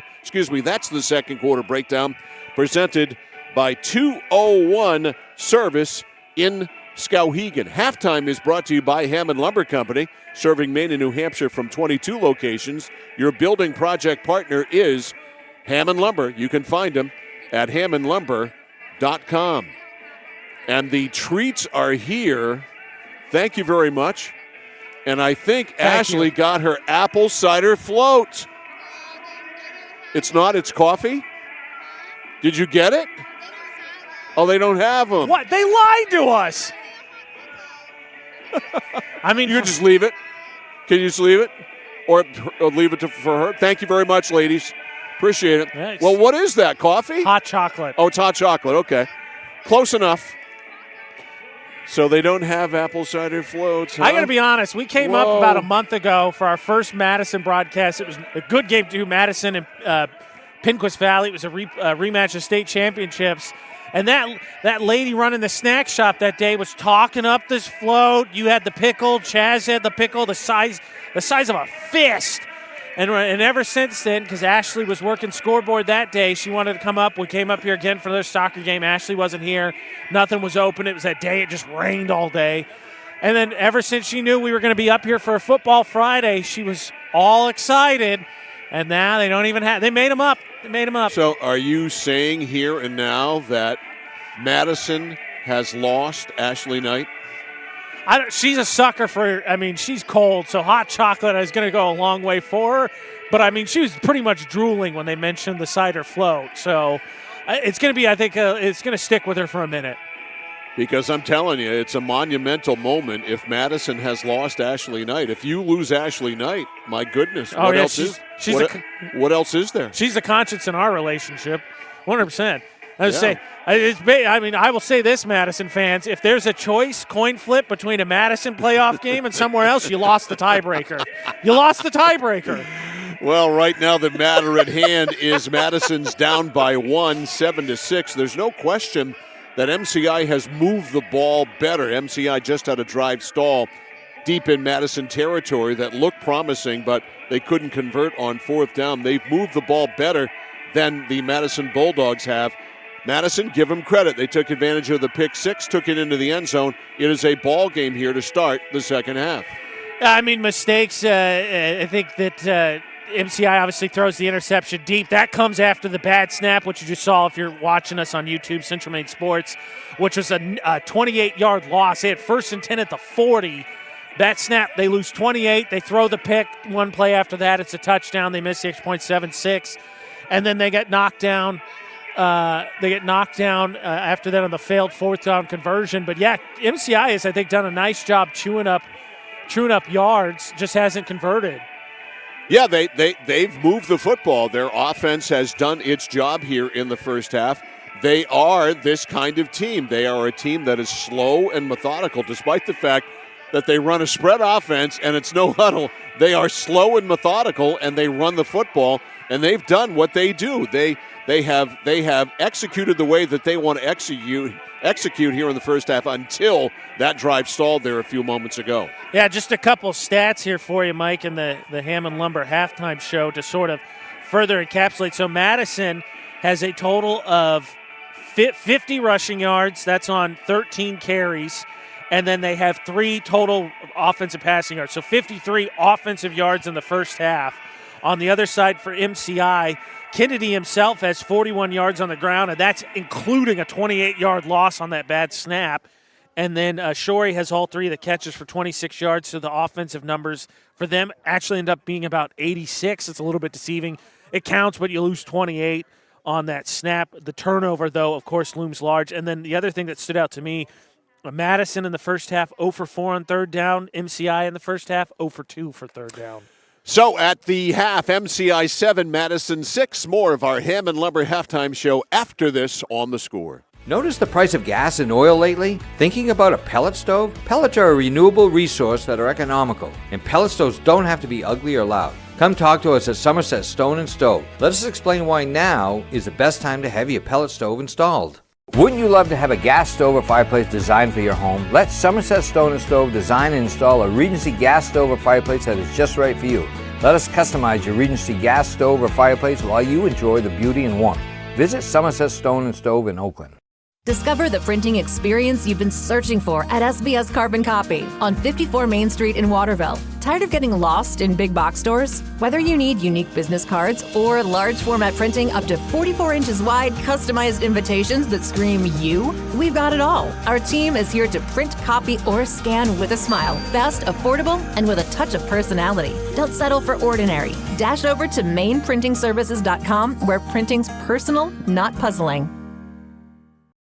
When you're ready to tackle your next building project, no matter how big or small, depend on Hammond Lumber Company for the products and services you need. The knowledgeable staff at Hammond Lumber will be with you every step of the way and keep your project on schedule. From free estimating and project planning to design and drafting services, an extensive product inventory with a wide variety of brands to choose from, and of course, Hammond delivers from any of the locations across Maine and New Hampshire.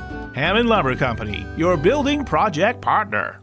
At Central Maine Community College, your future is our priority. I'm going to be a preschool teacher, an HVAC technician, pediatric nurse. Whether your college journey is starting here, I'm going to be an architect, physical therapist, I'm going to be a lawyer, or we're a stop along the way. I'm going to be a doctor, a machinist. Honestly, not 100% sure yet. With over 40 programs, I'm going to be a graphic designer, an athletic trainer. There is something for everyone. CMCC. Your future starts here.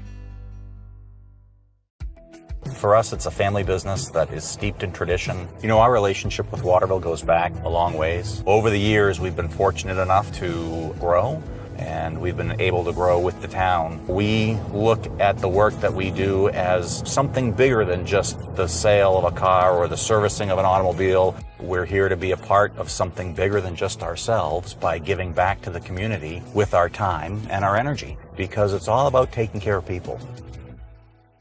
Looking to begin or further your career in manufacturing and don't know where to start? Midstate Machine is in need of CNC machinists at our Winslow facility, where we manufacture components for some of the most exciting industries: aerospace, defense, power generation. I'm Jeremy Stanford, manufacturing manager, and I personally want to invite you to come learn about the great pay and benefits Midstate Machine has to offer. To apply, visit midstateusa.com. That's midstateusa.com, an equal opportunity employer. Come grow with us. Over 30 years ago, Paul and John A. Bowen set out on a mission to help aging Mainers stay in their own homes. Assistance Plus grew from their passion, dedication, and integrity, where clients come first. Today, Assistance Plus serves not only the elderly, but clients with developmental and behavioral health challenges. Assistance Plus is here for you today and through all points of your life. At Haight Chevrolet in Skowhegan, our family is here for your family. And our family has been providing affordable, reliable transportation to families in central and western Maine for 113 years. You don't have that kind of longevity in the car business without building strong, trusting relationships with customers from one generation to the next. Whether you're looking for new or pre-owned, financing, or special incentives, your shopping experience is always stress-free at Haight Chevy. Haight Chevrolet on Madison Avenue as you turn into Skowhegan. You'll also find the Haight family of dealerships in Madison and Farmington. Mike Violet, AJ Knight, our score crew back here at Rudman Field here at Madison Area Memorial High School. MCI 7, Madison 6 here at halftime. The Score is your Central Maine home on the radio, and you can stream it live at 1160thescore.com. And on our Score app of University of Maine men's hockey. We'll have Black Bear hockey tomorrow night. The Black Bears, the second part of their doubleheader this weekend against Quinnipiac. Pregame 7 o'clock tomorrow night, game time 7:30 with John Shields on the call tonight as they go to the second period at the Alfond Arena. Maine 2, Quinnipiac 0 as they go to the second period. So Maine, after beating Army last week in an exhibition game 5-0 on top of Quinnipiac, 2-0 going to the second. Also wanted to say, make sure you check out centralmainsports.com. We'll have the schedule too. Obviously, you stream on 1160score.com. The app, all of that's free. We've got their game next Saturday against Northeastern. And then also want to make appointment listening for everybody ahead of time. Monday, November 4th, the Maine Black Bears men's basketball team travels down to Durham to take on Cooper Flagg, and that game will be on the Score. I believe it's a 7 o'clock tip. Cooper Flagg? I heard the second best basketball player ever to come out of Newport. Right. Behind Ryan Bell. I heard he's pretty good. I heard he's Cooper pretty good, Flagg, too. Yeah. I had heard that. So Maine's going to open up against Duke. So Cooper Flagg's first ever official. Feels like he's already been playing for Duke for I don't know how long. I know, right? Even though, so they haven't played a game yet, is against the University of Maine. And we'll have it here on the Score coming up on November the 4th. Both these teams back on the field. Second half action is coming up. We'll be back with it after this. The Score is MCI 7 and Madison 6. Whether you're looking to buy, build, or refinance your home, at Skowhegan Savings, we make buying your home a personalized experience. Our team of local community bankers are available on your time to help you every step of the way, from pre-qualification to closing your loan. We have a variety of mortgage terms to fit your needs and a biweekly payment option that can save you time and money off your loan. We also won't sell your loan, so your loan stays local with us. Contact one of our community bankers or apply online at skowhegan.com to start your home buying journey today. Hi, this is Mike Perkins from KMD Driving School. I've been instructing your children in driver's ed for years. We're accepting new students for the fall and winter classes. Let the professionals teach your children. Call 465-4835. Sign them up for KMD Driving School. New classes begin every 3 weeks. Call 465-4835, 465-4835, or visit us online at kmddrivingschool.com. The journey begins with us. KMD Driving School.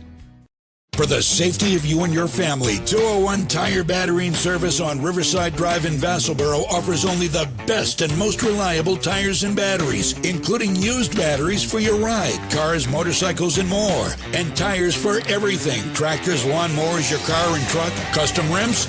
Yup, of course. Open Monday through Thursday, 7:30 until 5, Friday till 3. Pet friendly with free battery testing and complimentary ice cream. 201 Tire Battery and Service on the Augusta Vassalboro line. At Central Maine Community College, we are building things that last.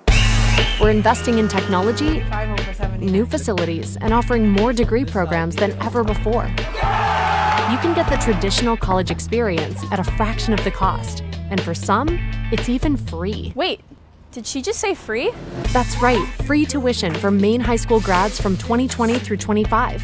Set your goals and find your path at CM. Let's build a future together. Oh, please start. You wouldn't allow your car to bypass its maintenance, would you? Hey, Jen, would you look this up on your computer? Oh, wish I could. This office computer is so slow. How about your computer maintenance? Trust the pros at Computer Improvements. They can come on site or stop by, handling general maintenance, antivirus protection, hardware upgrades, and Computer Improvements can set you up with solid-state hardware memory, giving your operating system wicked fast response time due to less moving parts, so your day isn't like this. Contact Computer Improvements to schedule your service today. Computer Improvements, downtown Skowhegan. We are at the half here at Rudman Field in Madison. Madison trailing the MCI Huskies 7-6. One other score from Falmouth tonight at the half. Falmouth 34 and Lawrence 3. You didn't mishear me. I didn't misspeak. Now I'm hearing it's 40-3. They scored that fast. They scored while I was giving the score. So an ugly night for the Lawrence Bulldogs. And the Falmouth Navigators are just out of this world good. And we're going to see them. If you haven't checked our schedule, tomorrow concludes our penultimate week of regular season coverage. Look at you with the penultimate stuff. I love that word. Penultimate, but Mr. Penultimate. Next week's the last week of the regular season, and next Friday, we'll be at Meso as Falmouth comes to town. All right, our Hammond Lumber halftime is over. We are ready to go in the second half to kick, and we have a flag, and Madison is offside. Offside, they'll back it up and kick it again from the 35. Just a tad too aggressive, as the PA announcer said. Mike, real quick, as they set this back up to kick again, the great conspiracy theory of Madison concessions. Well, it's something we are going to look into. Let's say that. I will investigate, and we will see what we can find out about this alleged apple cider float that they're supposed to have had.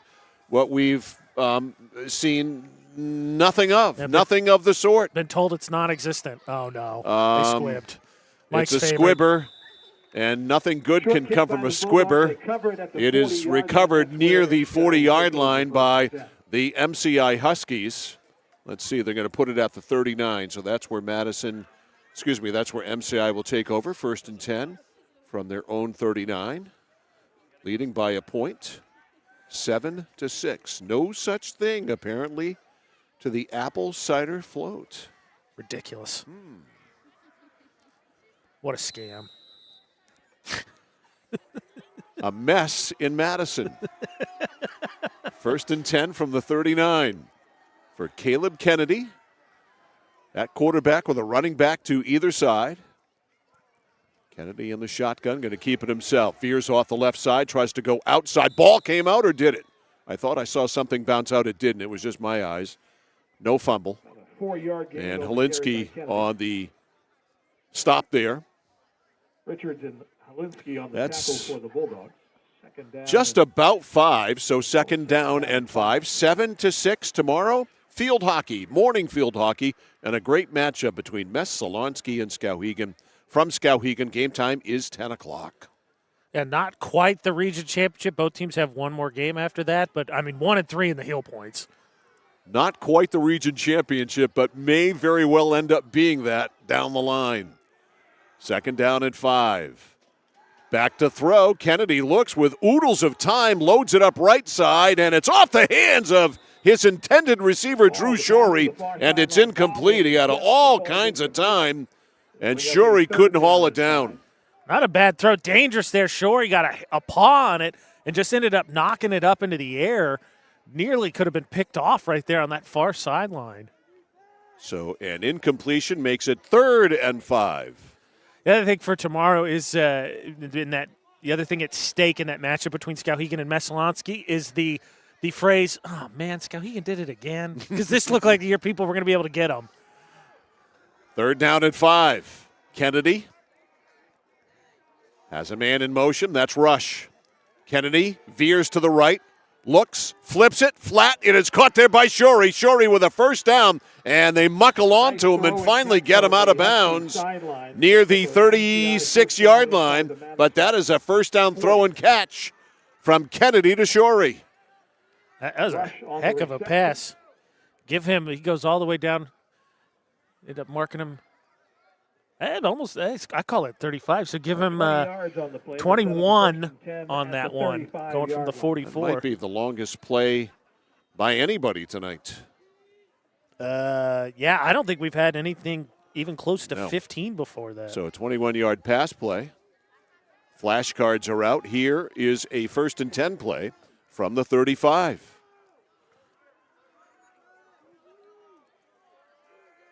All right, Kennedy in the shotgun. Rush goes in motion. Kennedy, quick flip right side to Rush behind a couple of tacklers and out of bounds after a very short gain. The clock will continue to run after a short gain. Let's see where they spot the football after weeding through the bodies over there. Looks like about the 34. Yeah, we'll call it 34. So a very slight gain, just about a yard. Just trying to run that little flare-out action, see if you can get a quick pass out there, broken tackle, see if you can just get something going up the sideline. So second down and about 9. Kennedy's going to go under center. 2nd and 9. 7-6, MCI in the lead. Kennedy on a keeper, and he gets stacked up by that side of the Madison line, which has done a good job tonight.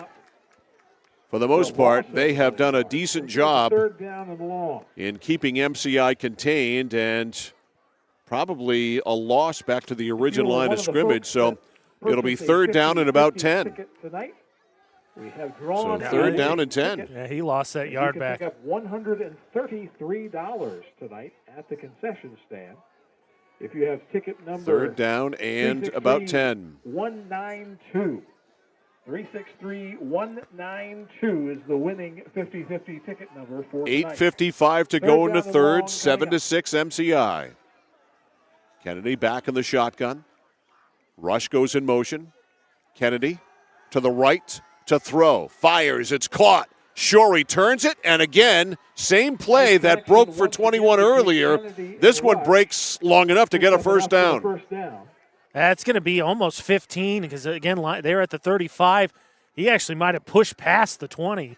So that play's been there twice tonight on this drive. The And Bulldogs are going to take a timeout. we've got a timeout on the field. Madison wants to talk it over. Danny Moorehead trying to stop this drive. 8:36 to go in the 3rd. MCI is marching They lead at 7-6. We'll be back right after this on The Score. Manchester Motors is your official Coyote tractor dealer. If you work the land, you just got to be a jack-of-all-trades type. There's just too much to do. So if you got to be a welder or a farmer or a ditch digger, that's just who you are that day. Then tomorrow, you can be somebody else. Find your Coyote tractor at Manchester Motors, 1031 Western Avenue, Manchester.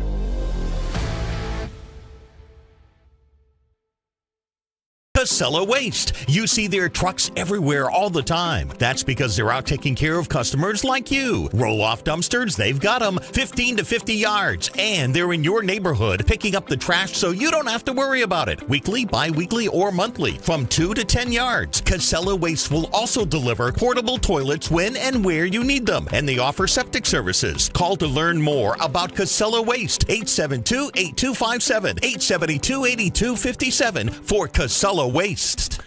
Mike Violet, AJ Knight, and our Score crew back here at Rudman Field in Madison.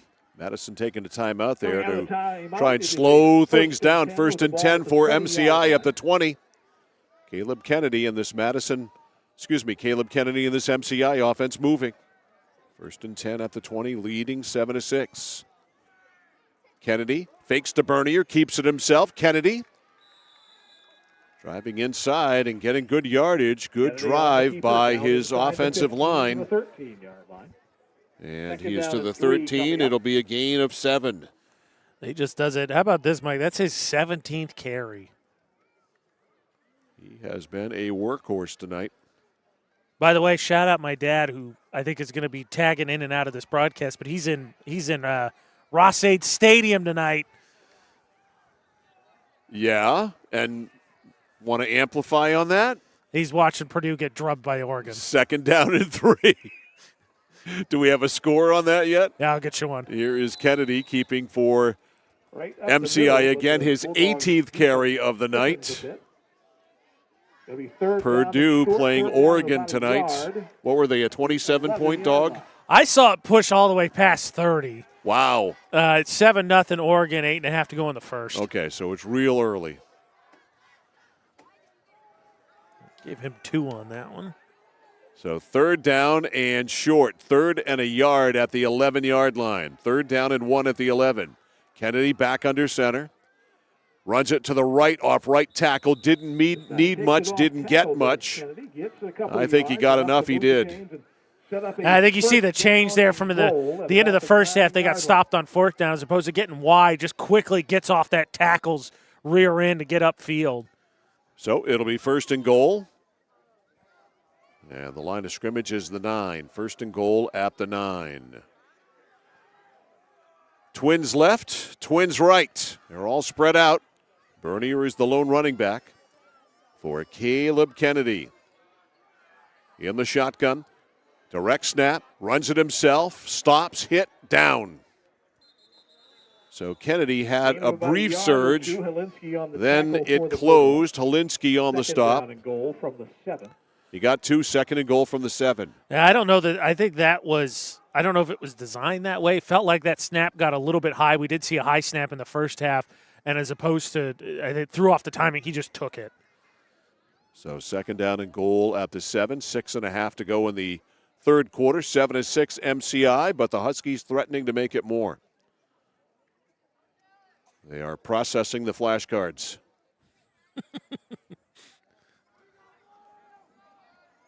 The processing is over. 2nd and goal from the 7. MCI trying to add to a 7-6 lead. Kennedy bringing a man in motion. He's going to keep it himself, and this time Madison is all over it. Bulldogs put some pressure right up the middle. No gain on the play. 3rd down, loss goal upcoming. On the play. He got snowed under immediately. So Kennedy, with that run, they say he didn't lose anything. I thought he lost at least a yard. Yeah, based on where the ball is, I'm kind of with you, Mike. I think that looks like the 8. I'm going with 3rd and goal at the 8. I'm with so you. So a loss of a yard. 3rd and goal at the 8.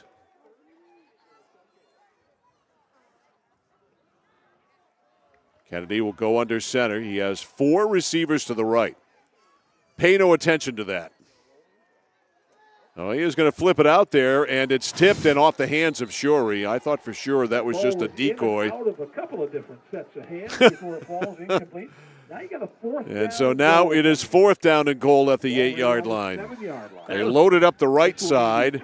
3 of them were blockers there for Shorey, but you got to complete the pass, and it was incomplete. That was playing with fire. That one got punched up in the air by a defender again, potentially a pick 6, and then I take a quick look here while they look at the sideline. I thought that was close to a backwards pass. Skin, we don't have a great angle. It's a little bit forward. He ran kind of flat out, so I think that's a little bit forward, but it was close. So 4th and goal at the 8.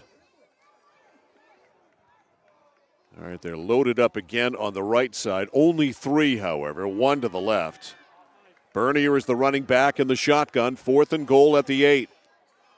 Back to throw. Kennedy fires. Middle. It's almost picked off again. And it's Almeida again. Almeida had the pick in the first half that resulted eventually in a Madison touchdown, and he almost had a second one there at the goal line. So the 4th down is either way. They got the ball. For a moment, it looked like there was an interception, but the ball was incomplete. So MCI Madison gets another MCI 4th down, or stops on their MCI 4th down attempt. So Madison takes over. That's his second time, Mike. That one was goal to go, but it's the second time, because I believe the first one at the end of the half, MCI failed a 4th down inside the red zone. So 1st and 10 from the 8. The turn, the handoff to Helinski by couple of yards on first down. Jaden Horton. A couple of yards on first down there for Helinski, as you heard the PA guys say. So 2nd down and 2. Jaden Horton at quarterback, the junior, 6 feet, 165. It's the type of game, Madison, right? MCI moving the ball, got the turner. They threw the pick. 2 4th downs failed deep in Madison territory. And then Madison just kind of hanging on at home. All right, Bryce Horton is wide to the right side. Wide to the left side is Xavier Estes. From the gun, Horton going to throw it. Looks right side in the flat. The man open there is Logan Dawes, and Dawes up the right side spins up, and he is rolled down, but I think he has got a first down. They're going to mark it out close to the 20-yard line. And if it's at the 20, as the PA announcer said, that's a first. So Madison gets out of a hole. They'll move the sticks. And it's a 1st and 10. 4 minutes to go in the 3rd. Madison down just 7-6. This game is there for them. Well, they've done just enough on defense. Bend, don't break. Yep. Oh, boy, they've epitomized that tonight. Bryce Horton is wide to the right for Jaden Horton. Back to throw is Jaden. Loads it up right side, looking for Bryce. Bryce overthrown at the 45-yard line. It's incomplete. Take a look here on the near sideline. Trying to get to Bryce Horton, number 22. No, I thought there might have been a grab, but no, it's good, clean defense. Just using his hand to feel where the receiver is. But he had him. He had a step.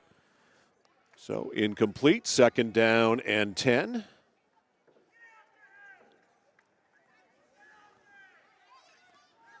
After the game, we will pick our Flagship Cinemas Score Player of the Game. Flagship Cinemas, consistent pricing and a premium cinema experience. They'll get the Flagship Cinemas swag bag from Central Maine Community College filled with a Score t-shirt, Score Player of the Game keychain, and a ticket to go to a movie at Flagship Cinemas. 2nd down and 10.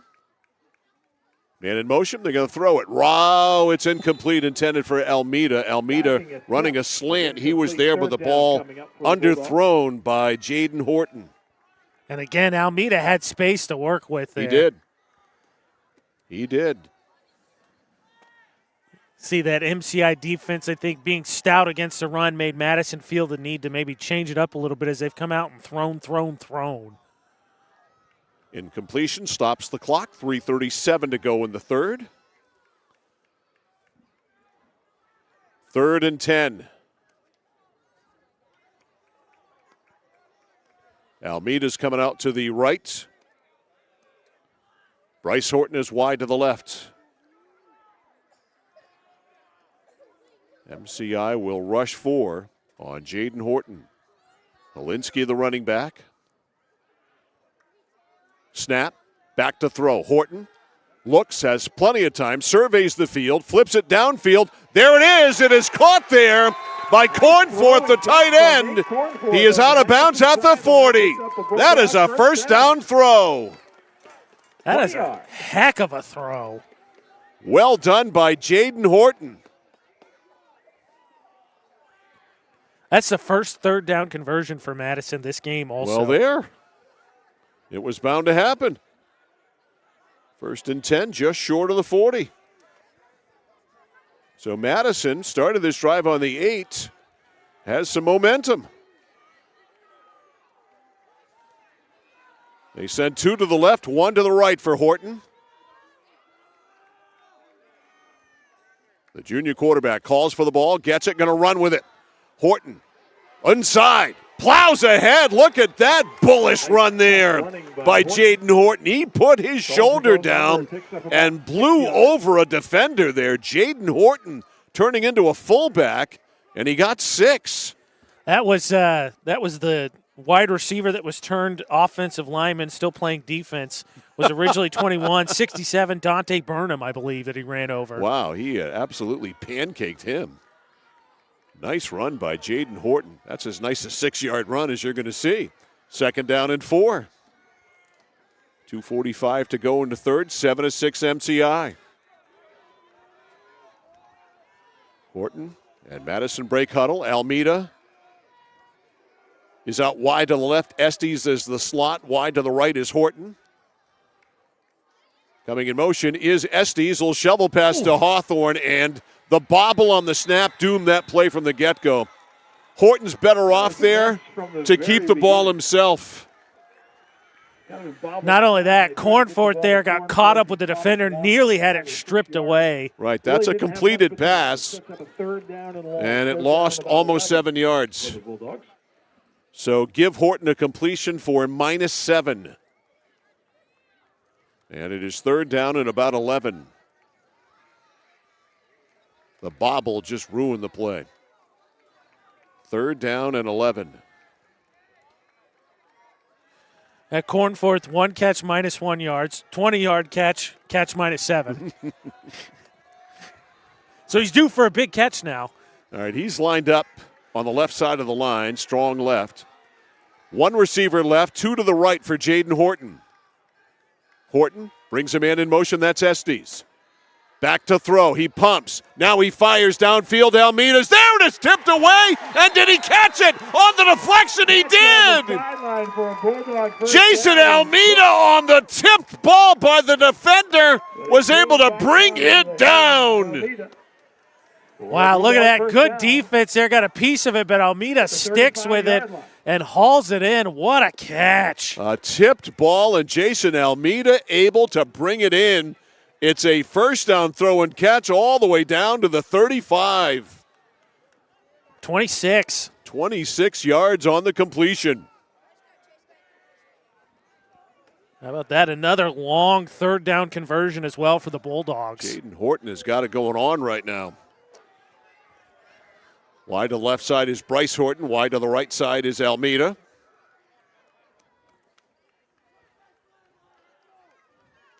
Helinski goes in motion. They fake the throw to him, and he runs it right up the middle, does Horton, and Horton gets good yardage. Horton is down inside the 30. Inside the 30 or down to the 30-yard line. Put him just at the 30, right on the 30, dead on the 30, a 5-yard pickup. Inside, 30 seconds to 2nd down and 25 seconds to go into third. 7-6 here, but Madison is cooking. This drive started at their own 8-yard line. How about that? Big defensive stop and just moving. Bulldogs have Mr. Moe going nicely, and they're just going to let it run out. That is it. So when we come back, Madison will have a 2nd down and 5 at the 30-yard line. Score at the end of 3. The MCI Huskies 7 and the Madison Bulldogs 6. You're watching and listening to high school football on The Score. My dad's a real hero. Not like a superhero or anything. More like a regular dad kind of hero. Because every weekend, even when the weather's bad and it's super snowy, he always gets us there safe. They don't know how you do it. All they know is that you care. See Skowhegan Tire Center. They beat any price. Route 201, Skowhegan. Mike Violet, AJ Knight, back here live at Rudman Field in Madison. It's time for our third quarter breakdown, brought to you by 201 Service in Skowhegan, Maine's trusted towing and recovery partner since 1984. And the breakdown is this. It's still in progress, I think, is the best way to put it, because Madison started a drive at their own 8-yard line. They've worked it all the way down to the 30-yard line, and that drive continues now with a 2nd down and 5. So our third quarter breakdown brought to you by 201 Service in Skowhegan. Home game of the year. I was just say a couple shout-outs here for comments. Katrina commented, Dante's a tank. He'll be fine. Just made him mad. The defender that was run over. Had Carol and Mark watching from Emden. Go Dogs, they said. Okay, Emden, not far away. You ever been to Emden Pond before, AJ? I have not. All right, you got to get to Emden Pond. Beautiful. 2nd down and 5. Madison rolling at the 30. Back to throw Horton. Oodles of time. Loads it up. Downfield and picked off. An underthrown ball, and it was picked off by Caleb Kennedy. It was intended for Bryce Horton. It was underthrown, and Caleb Kennedy stepped in front of it and intercepted it. Adam Cornford kind of running down the seam there, had a chance, and instead it's underthrown, and Kennedy's been playing safety all night, steps underneath that one and gets a big gets his interception back, basically. Sure does. That is a huge, huge play, because Madison was feeling it. And instead, it is going to be an MCI ball, and they spot it at the 7-yard line. So 1st and 10 for MCI at the 7. Such a promising drive for Madison ends on an interception. And Kennedy under center. Hands the ball off to Bernier. Quick dive play up the gut. I was thinking, Mike, as we went through that third quarter breakdown, just showed some of the highlights from the third quarter, because, of course, we didn't have any touchdowns or any points on the 2-on-1 Service quarter breakdown. Almeida at that point was my front runner for player of the game. He had the pick, nearly an interception, had that monster catch, and now kind of back to the drawing board. Yeah. Well, Caleb Kennedy with the pick, and all of his rushing attempts and yardage is certainly in the running. Yeah, he's got to be now. And it is 2nd down and 8, the ball at the 10-yard line. MCI backed up. Now Madison's task is to hold him here, get the ball back. Kennedy's in the gun, going to run it left side. Kennedy veers back to the middle, breaks a tackle, and is still going. He's to the 40. He's to the 50. It's a foot race inside. He is going to go 30 to the 20. Can they catch him? To the 10. He stops, puts his shoulder down. He is in for the touchdown. Just when you thought he was going to that is a 90. Count them, 90 yards. A 90-yard touchdown run by Caleb Kennedy. Goodness gracious, what a turn of events here in Madison. I might have my choice for player of the game. That may have cinched the deal right there. That was a heck of a run. Kennedy busted into the secondary, down the right side, crossed midfield, and started working his way down to the left side. The question was, were they going to be able to seal him off? And they just weren't able to. Cho for the conversion. Trying to tack the 14th point of the night on the board. Good hold by Rush, but it's blocked. It is blocked. So it is no good. 10:40 remaining in the fourth quarter after the 90-yard run by Caleb Kennedy. The score is MCI 13, Madison 6. This is high school football on the Score. Rethought your ride at Connected Credit Union.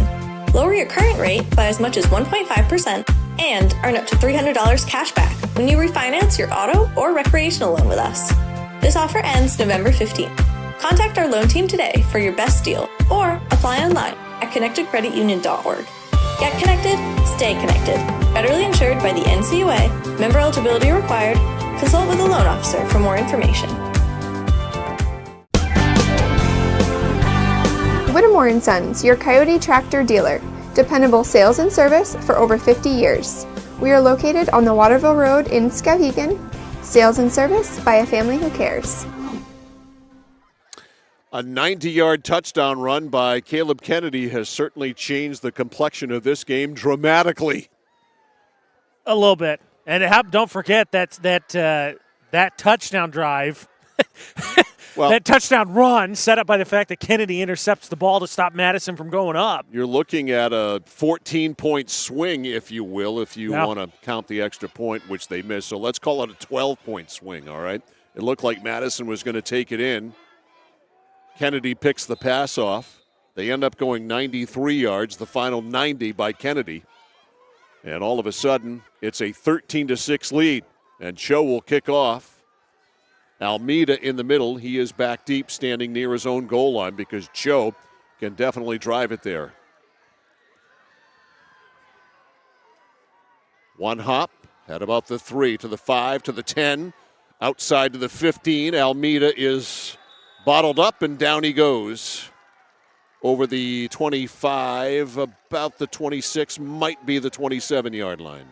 Almeida lets the ball bounce. He picks it up around the 5-yard line. How about that? What a swing. Bulldogs will start first and 10 at about the. This makes sports so great, right? So close, heartbreak, and then excitement quickly the other direction. So Madison takes over first and 10 from their own 26. And the challenge has been here, Mike. Madison's only touchdown come off the turnover that's put them at the MCI 4. Other than that, MCI's mistakes have really kept this game close because they've chewed up yards. This is still just a one-possession game. Yep. No reason to panic here. Here's the turn. Here's the handoff and trying to get outside and not able to there for Madison. A couple on the play. Was Van Gordon. And Van Gordon almost looked like the way he wrapped it up, he thought he was going to get hit immediately. He had a ton of space out to that left side. And he ends up getting a very short gain of about a yard. So it'll be second down and 9. Coming down to 10 minutes to go in the fourth quarter. 13-6 MCI. Couple of late changes here. Van Gordon will check out. Also checking out for Madison, Logan Dawes. Meanwhile, quarterback Jaden Horton runs back to the huddle after getting the play. Second and 9. Almeida is wide to the left, wide to the right side is Bryce Horton from the gun. All of a sudden, Horton stands up. And they don't get the play off. I don't know what happened there. Against the Bulldogs. That was really strange because Horton was ready to go, all of a sudden looked up, and then took the penalty. That's really weird. Also, it's really interesting for us because, of course, you and I are sitting underneath the PA, but we can hear the PA and coaches at any given time because the press box right behind us is there. I don't know if there's a little bit of bleed through or what. Yeah, well, we could hear a countdown. Yeah, that was somebody up in the press box just letting them know. We can hear the countdown there. 14 now. So now second down and 14. Horton in the gun. Fakes the jet sweep, hands the ball off. Right side, that's Helinski, and Helinski is bottled up. MCI's done a good job against him. This is going to be his 8th carry, and I'm going to guess maybe 2 max. So you're looking at 8 carries for about 18 yards maybe. See where they actually put that down. They gave him, they said he lost a yard. So it's 3rd and 15. Yeah, so that means he's got 8 carries for 15 yards. So that Madison offense, which was clicking on the drive that ended on the interception, it looks as if that took the air right out of their sails. A little bit. They had some success early. There was an incompletion in the first half, but those crossing routes have confused MCI. That's what the Cornforth route was. He just came all the way across the field. All right, Horton's wide to the left, 2 to the right. Horton goes in motion. Back to throw is Jaden Horton. Runs away from pressure. Right side. Flips it downfield. Man is there, and it's caught. That's a first down. And all the way over there is Cornforth, the tight end. Nice grab. That's a perfectly layered throw right over the defender. That is a heck of a throw. Jaden Horton with a strike into the hands of Nathan Cornforth, his tight end. And on 3rd and 15, Madison converts. Give him 25 yards on that. I told you he was due for a big catch. It was negative, big catch, negative, big catch. There you go. So 1st and 10 at the 48-yard line. Madison's 48. Wide to the left side, Bryce Horton. Cornforth, the tight end, strong side left. He's become a factor in this game. Man in motion, Estes. The turn, the handoff up the middle. Helinski gets some positive yardage, spinning, twirling into MCI territory at the 45. Down to the 45 goes That's a good 7 yards right there. That is by far the most yards he's seen since the first carry of the game for him when he picked up 11. So it'll be 2nd and short, 2nd and about 3. 7:40 to go, plenty of time. One score game, 13 to 6. The difference is 7 in favor of MCI. Wide to the left side is Almeida. The slot man is Estes. Wide to the right side, Horton. Jaden Horton in the shotgun sends Estes in motion. Now reverses.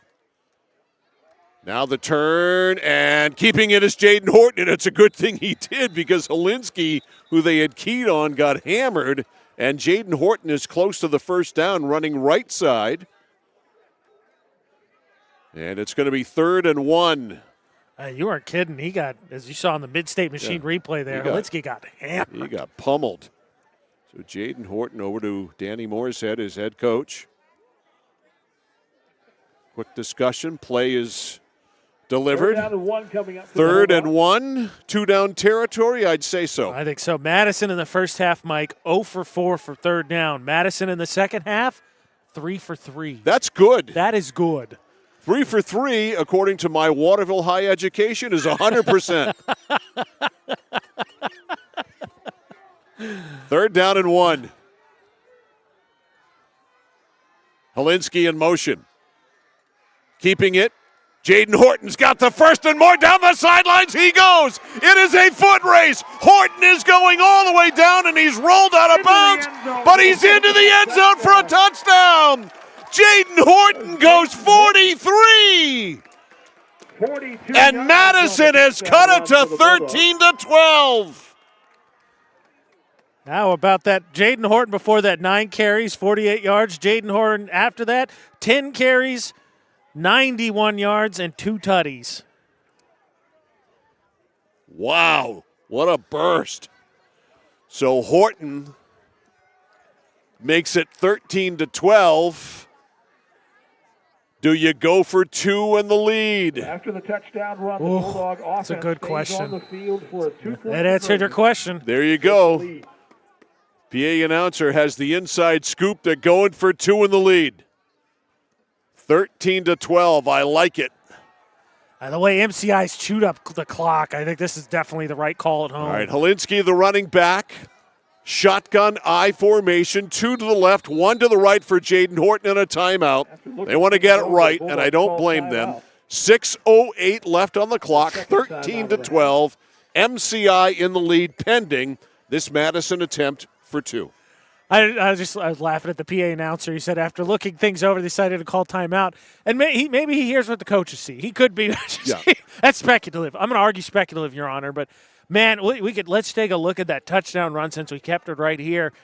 That's a foot race, every bit of it, too. Looked like you said, as you called there at the end, he wasn't going to make it as he had just run out of real estate, as Kennedy's the one giving chase to him.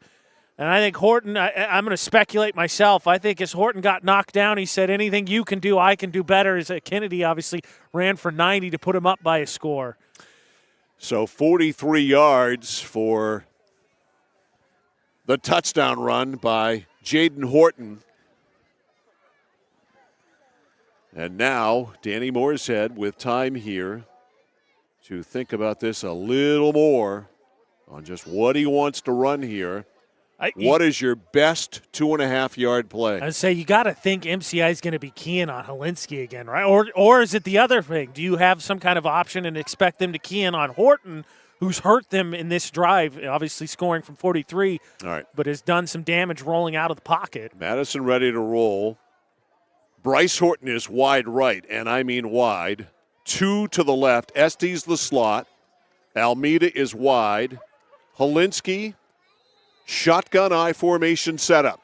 Cornforth is on the right side. Worth watching. All right, Estes in motion. Horton rolling right, looking, flipping, it's overthrown. It was there, and Cornforth could not catch it. So the 2-point pass is no good. Adam Cornforth there, just out over his outstretched hands, got just enough space. Cornforth, a little bit of had the height advantage, but just missed him. So it stays 13-12 MCI. 6:08 to go. So now MCI will look to do what it's done a lot of tonight, and that's ball control offense. Well, the other thing to note, too, Mike, is obviously in the moment, Madison taking that timeout, you're good with it. The problem is that was their second timeout, so now they're only sitting with one with an MCI offense, like you said, that is just chewed clock. Yeah, they are hoping to chew more clock here when they get the football back here. 6:08 to go, and it would behoove Madison to drive the kick deep. This is not the time for a pooch.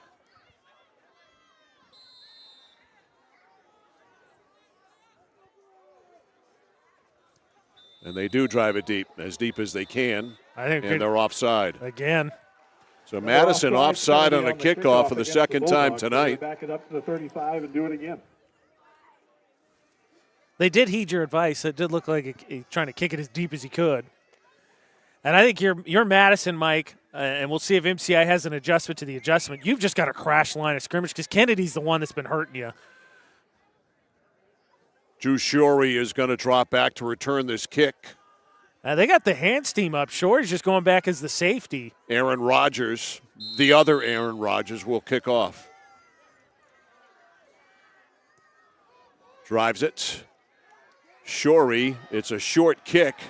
Veers to the left, 35. Look out, he's outside. Shorey can run. Down the sidelines he goes. And he is caught, but not before. He's inside the 30-yard line. Drew Shorey almost took that one home. And if he did, this game would be over. He was about, I think, a tackle. There was a tackle. That last guy was the only one, I think, who really had a chance. And Madison could ill afford that. They give up a big chunk kickoff return. And the football, 1st and 10, looks like about the 26.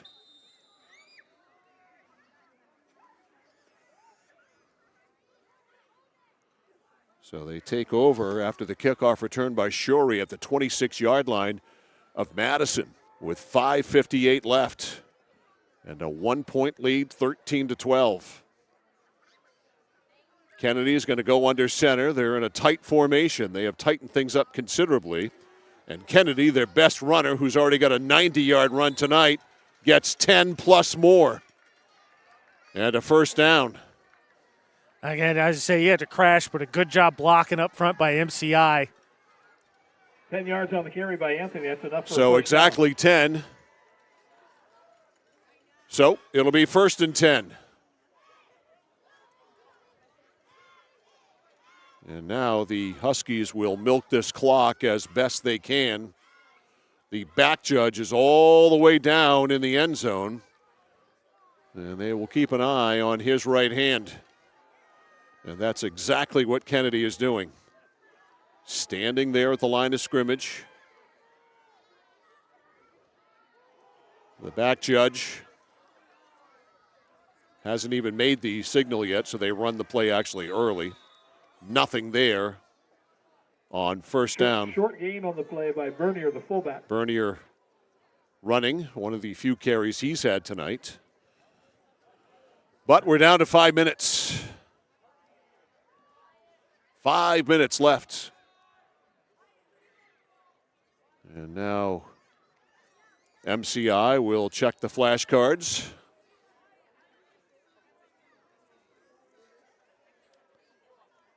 Caleb Kennedy.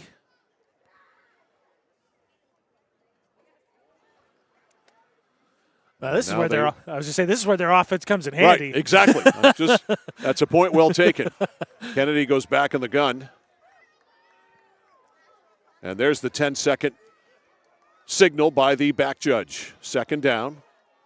Man in motion, Kennedy, and they didn't get it off, or was it? No, it was procedure. I was just saying, it came from the sidelines. Yeah, it was procedure. So not a delay game, but a procedure penalty. Going to back them up 5 yards. And they're tempted fate even without that penalty because, to your point, the back judge was counting, and then they had motion before the snap.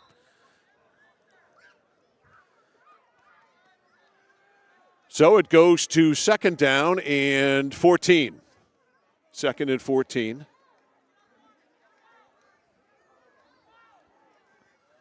Ball set, so they start the clock. 4 minutes left. Kennedy in the gun. Shorey is wide to the right. Kennedy on the ground, left side, pounds over left tackle. Knocked down after a gain 20-yard line down to the 19 of 7 or 8. Kennedy was a little slow to get up. I mean, he's worked tonight. That was his 24th carry right there. As I think he got basically the 5 back. Third down and just so give him 5, yep. So third down and about 9. He's been a workhorse tonight. Yeah, the other thing he needs to watch, especially because a lot of his runs, right, he's trying to split quickly to a step ball control because he's not two-arming it. He's trying to keep it high and tight, but it's still just one hand. Third down and 9. Closing in on 3 minutes left. Rush in motion. They're going to throw it. Right side, it is a catch to Shorey. And Shorey with the catch. Doesn't look like enough for the first down. I think he's going to be short, but it depends on where they spot him. About a yard. So short fourth and about a yard. And the Bulldogs take their final timeout. And Madison will take a timeout. Got to get a stop. 2:44 left in regulation. Overtime with a 1-point game is out of the realm of possibility. The score is MCI 13 and Madison 12. We'll be back for the finish after this on The Score. Notice the price of gas and oil lately? Thinking about a pellet stove? Pellets are a renewable resource that are economical, and pellet stoves don't have to be ugly or loud. Come talk to us at Somerset Stone & Stove. Let us explain why now is the best time to have your pellet stove installed. Wouldn't you love to have a gas stove or fireplace designed for your home? Let Somerset Stone & Stove design and install a Regency gas stove or fireplace that is just right for you. Let us customize your Regency gas stove or fireplace while you enjoy the beauty and warmth. Visit Somerset Stone & Stove in Oakland. Discover the printing experience you've been searching for at SBS Carbon Copy on 54 Main Street in Waterville. Tired of getting lost in big box stores? Whether you need unique business cards or large format printing up to 44 inches wide, customized invitations that scream you, we've got it all. Our team is here to print, copy, or scan with a smile. Fast, affordable, and with a touch of personality. Don't settle for ordinary. Dash over to mainprintingservices.com where printing's personal, not puzzling. All right, if the Madison Bulldogs have a prayer of winning this game, they need a stop here on 4th down and 1 at the 10-yard line, their own. Caleb Kennedy, after the Madison timeout, will come out. He will go under center for the snap. He will run a quarterback sneak, and he almost dropped the ball. He did. He fumbled. He fumbled. He fumbled. And Madison has it. He tried to reach it forward and stretch it out, and the ball was knocked out. I'm going to take a look at that again real quick, Mike. I think he was trying to pitch that. Do you think he was? Take a quick look again. It looked like he's trying to move it backwards. Take one more again. Maybe that, or he just got his hand pushed out. But it's an awkward looking motion. So Madison with the ball at the 11. They have 89 yards to go and 2 minutes and 41 seconds to work with. Jaden Horton back to throw. surveys the field, flushed out of the pocket. Nowhere to throw it to. He got tackled high. There was no penalty there. Caleb Rush on the tackle. They got him out of bounds. That will stop the clock. That is good for Madison. Yeah, it's high. Didn't get inside the jersey. I think he literally just grabbed him by the shoulders and pulled him down. So Horton picked up, we'll give him 3, 2nd and 7. 2nd and 7. He got out of bounds, so the clock stops 2:32. 13-12 MCI. A lot of time, Madison, no timeouts left, and I got to think not confident in the kicking game.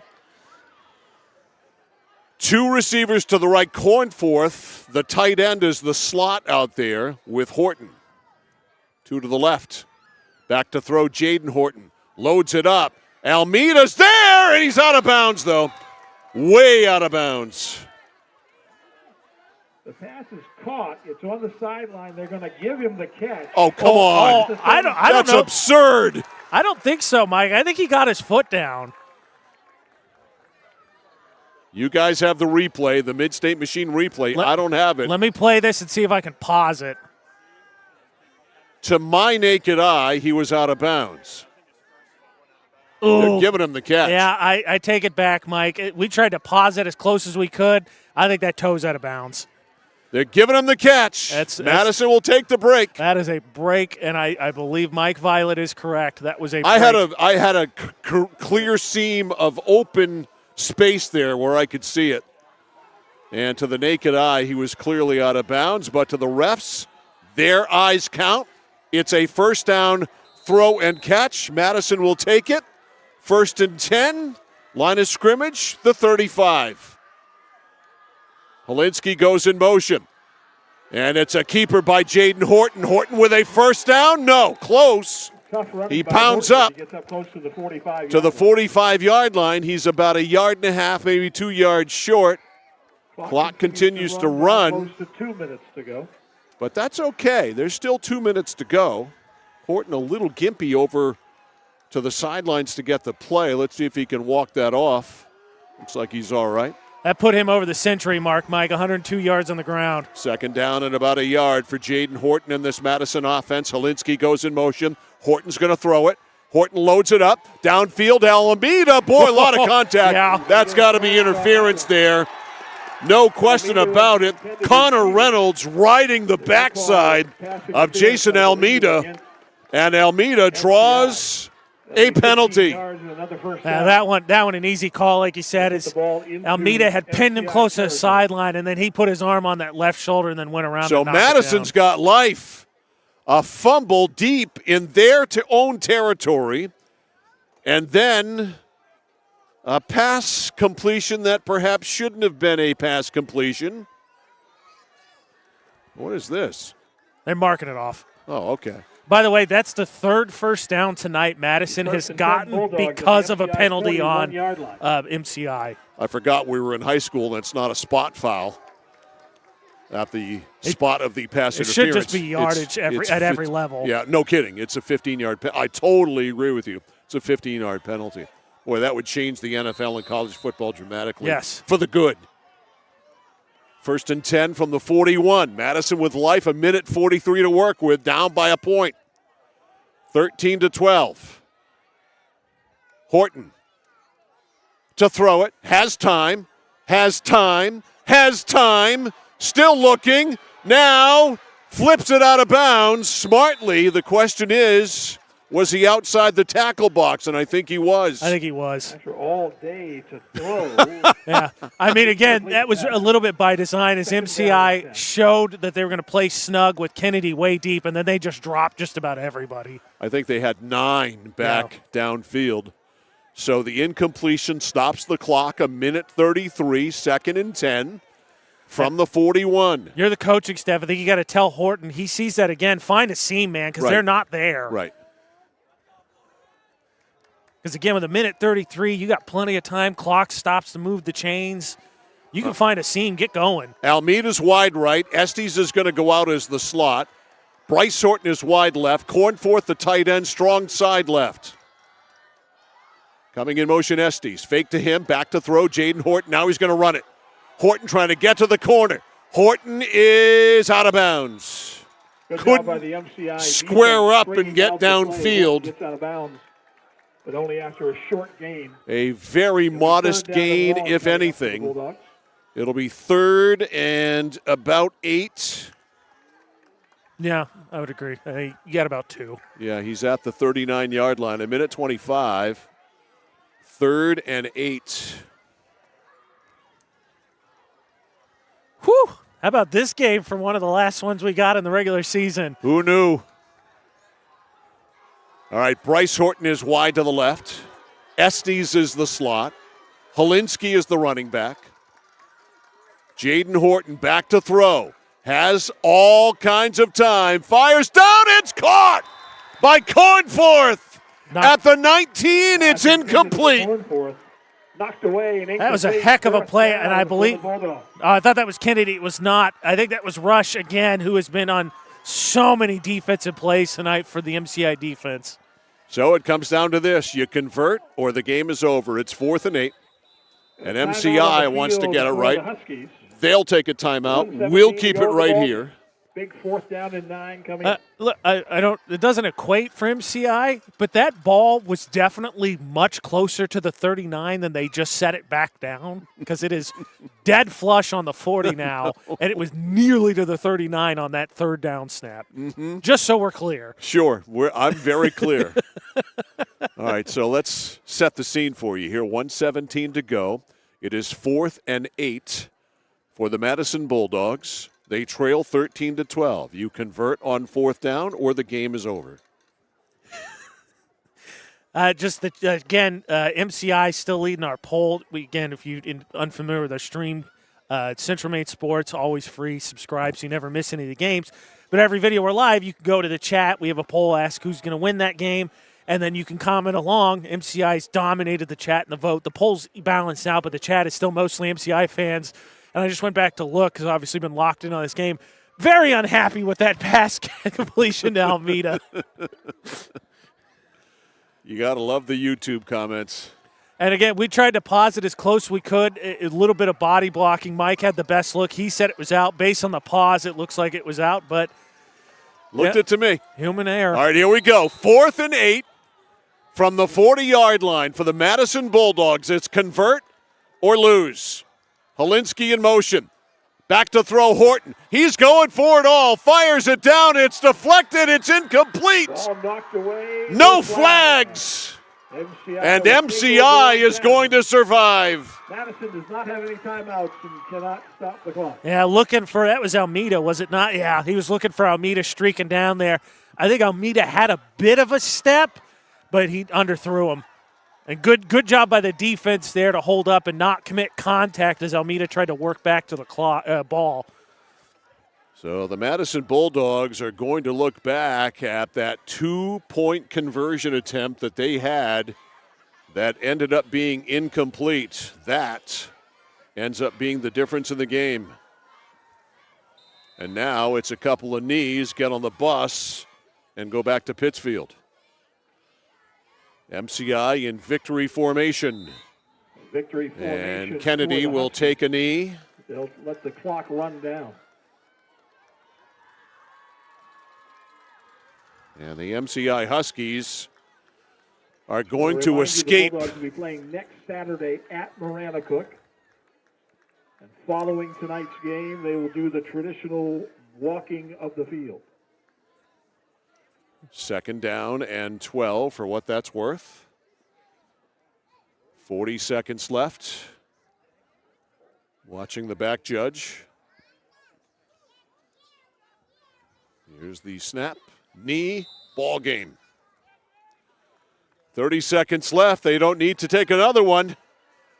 And the MCI Huskies. And that will be your ball game tonight. An excellent played game. Hang on. And they win it. Congratulations to both teams. And best the of luck final next week. score here tonight from Rudman Field in Madison. The MCI Huskies 13 and the Madison Bulldogs 12. We're back with our postgame show and our score player of the game. It's all coming up after this on the place for local sports, Sports Radio 1160, WSKW, The Score. When you're ready to tackle your next building project, no matter how big or small, depend on Hammond Lumber Company for the products and services you need. The knowledgeable staff at Hammond Lumber will be with you every step of the way and keep your project on schedule. From free estimating and project planning to design and drafting services, an extensive product inventory with a wide variety of brands to choose from, and of course, Hammond delivers from any of their locations across Maine and New Hampshire. Hammond Lumber Company, your building project partner. At Central Maine Community College, your future is our priority. I'm going to be a preschool teacher. An HVAC technician. Pediatric nurse. Whether your college journey is starting here, I'm going to be an architect. Physical therapist. I'm going to be a lawyer. Or we're a stop along the way. I'm going to be a doctor. A machinist. Honestly, not 100% sure yet. With over 40 programs, I'm going to be a graphic designer. An athletic trainer. There is something for everyone. CMCC. Your future starts here. For us, it's a family business that is steeped in tradition. You know, our relationship with Waterville goes back a long ways. Over the years, we've been fortunate enough to grow, and we've been able to grow with the town. We look at the work that we do as something bigger than just the sale of a car or the servicing of an automobile. We're here to be a part of something bigger than just ourselves by giving back to the community with our time and our energy, because it's all about taking care of people. Looking to begin or further your career in manufacturing and don't know where to start? Midstate Machine is in need of CNC machinists at our Winslow facility, where we manufacture components for some of the most exciting industries: aerospace, defense, power generation. I'm Jeremy Stanford, manufacturing manager, and I personally want to invite you to come learn about the great pay and benefits Midstate Machine has to offer. To apply, visit midstateusa.com. That's midstateusa.com, an equal opportunity employer. Come grow with us.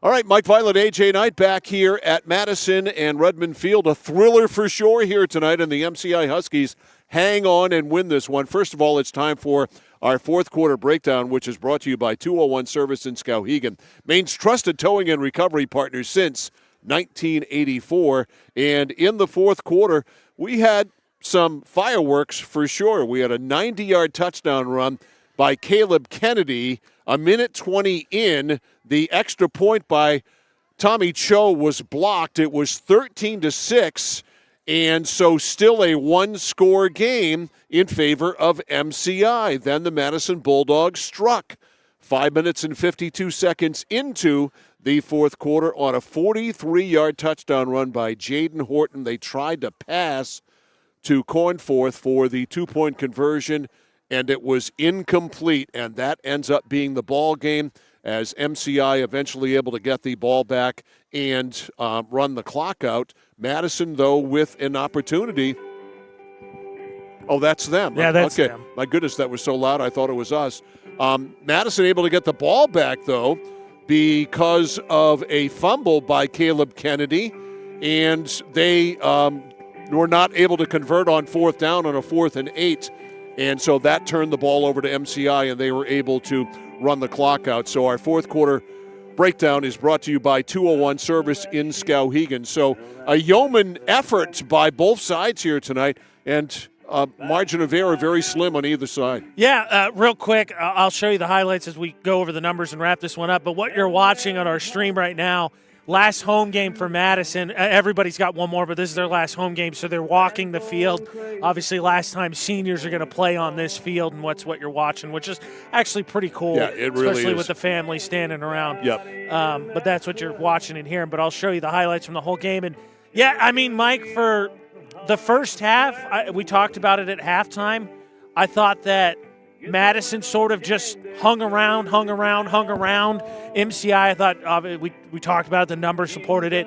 Moved the ball better, but 2 failed fourth down conversions through the first 3 quarters, deep in Madison territory. The interception deep in their own territory set up the only Madison touchdown. And then Kennedy obviously busts a big one, and you thought, okay, they've got Madison where they want them the way they've been able to play offense. Horton responds. They go down and score. Kennedy makes the mistake. They fumble it again deep in Madison territory, but able to do just enough to hang on. Doing just enough. That's a great way to put it, because it was that razor thin. The margin was that razor thin in this game. And to the surprise of no one, Caleb Kennedy is our Flagship Cinemas Player of the Game. He gets the Flagship Cinemas swag bag, which includes the swag bag from Central Maine Community College, also includes the Score t-shirt, a Score Player of the Game keychain, and a ticket to go to a movie at Flagship Cinemas, consistent pricing, and a premium cinema experience. What did he end up with yard-wise? Yeah, so he finished with 27 total rushes for 164 yards. He lost, obviously, 4 late on those 2 kneel downs. He also lost 28 early in the game on a bad snap. So a heck of a performance when you factor all those things in. He had both the touchdowns tonight. Also, add to that, he was 6 for 13. He did have the interception and the fumble loss, but 6 for 13 for 70 yards. 7 for 13 for 71 yards. 6 of those catches go to Shorey, who had 6 catches for 70 yards, and you're seeing right now. He had a solid night. Yeah, if you're watching on YouTube, you see right now that 90-yard touchdown that ended up being the game winner. But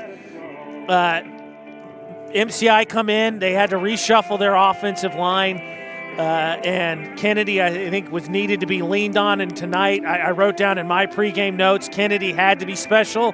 Tonight he was special. He sure was. I forgot, he also had an interception on defense. Oh, yes, the interception as well. So Caleb Kennedy, very special. Again, so special that he's our Flagship Cinemas Player of the Game. Field hockey in the morning. We don't have much of a break. We're right back at it tomorrow morning with a great Class A North High School field hockey game between the Messalonskee Eagles and the Skowhegan Riverhawks. We're on the air with a pregame tomorrow morning at 9:45. Game time is 10 o'clock. So, for the whole crew, for Ashley Knight, for Logan Cameron, for AJ Knight, I'm Mike Violet saying so long from Redmond Field in Madison. The final score here tonight, the MCI Huskies 13 and the Madison Bulldogs 12.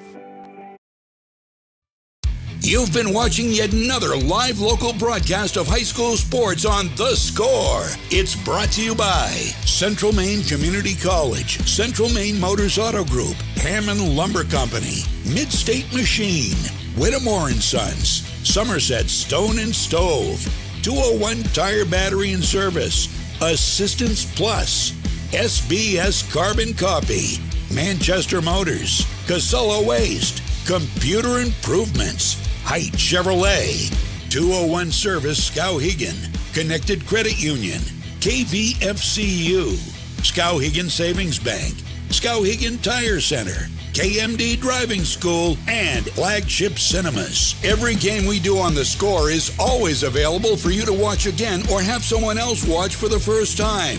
All of our games are stored in the vault at centralmainsports.com and also on The Score's YouTube channel at Central Maine Sports. Please go and subscribe.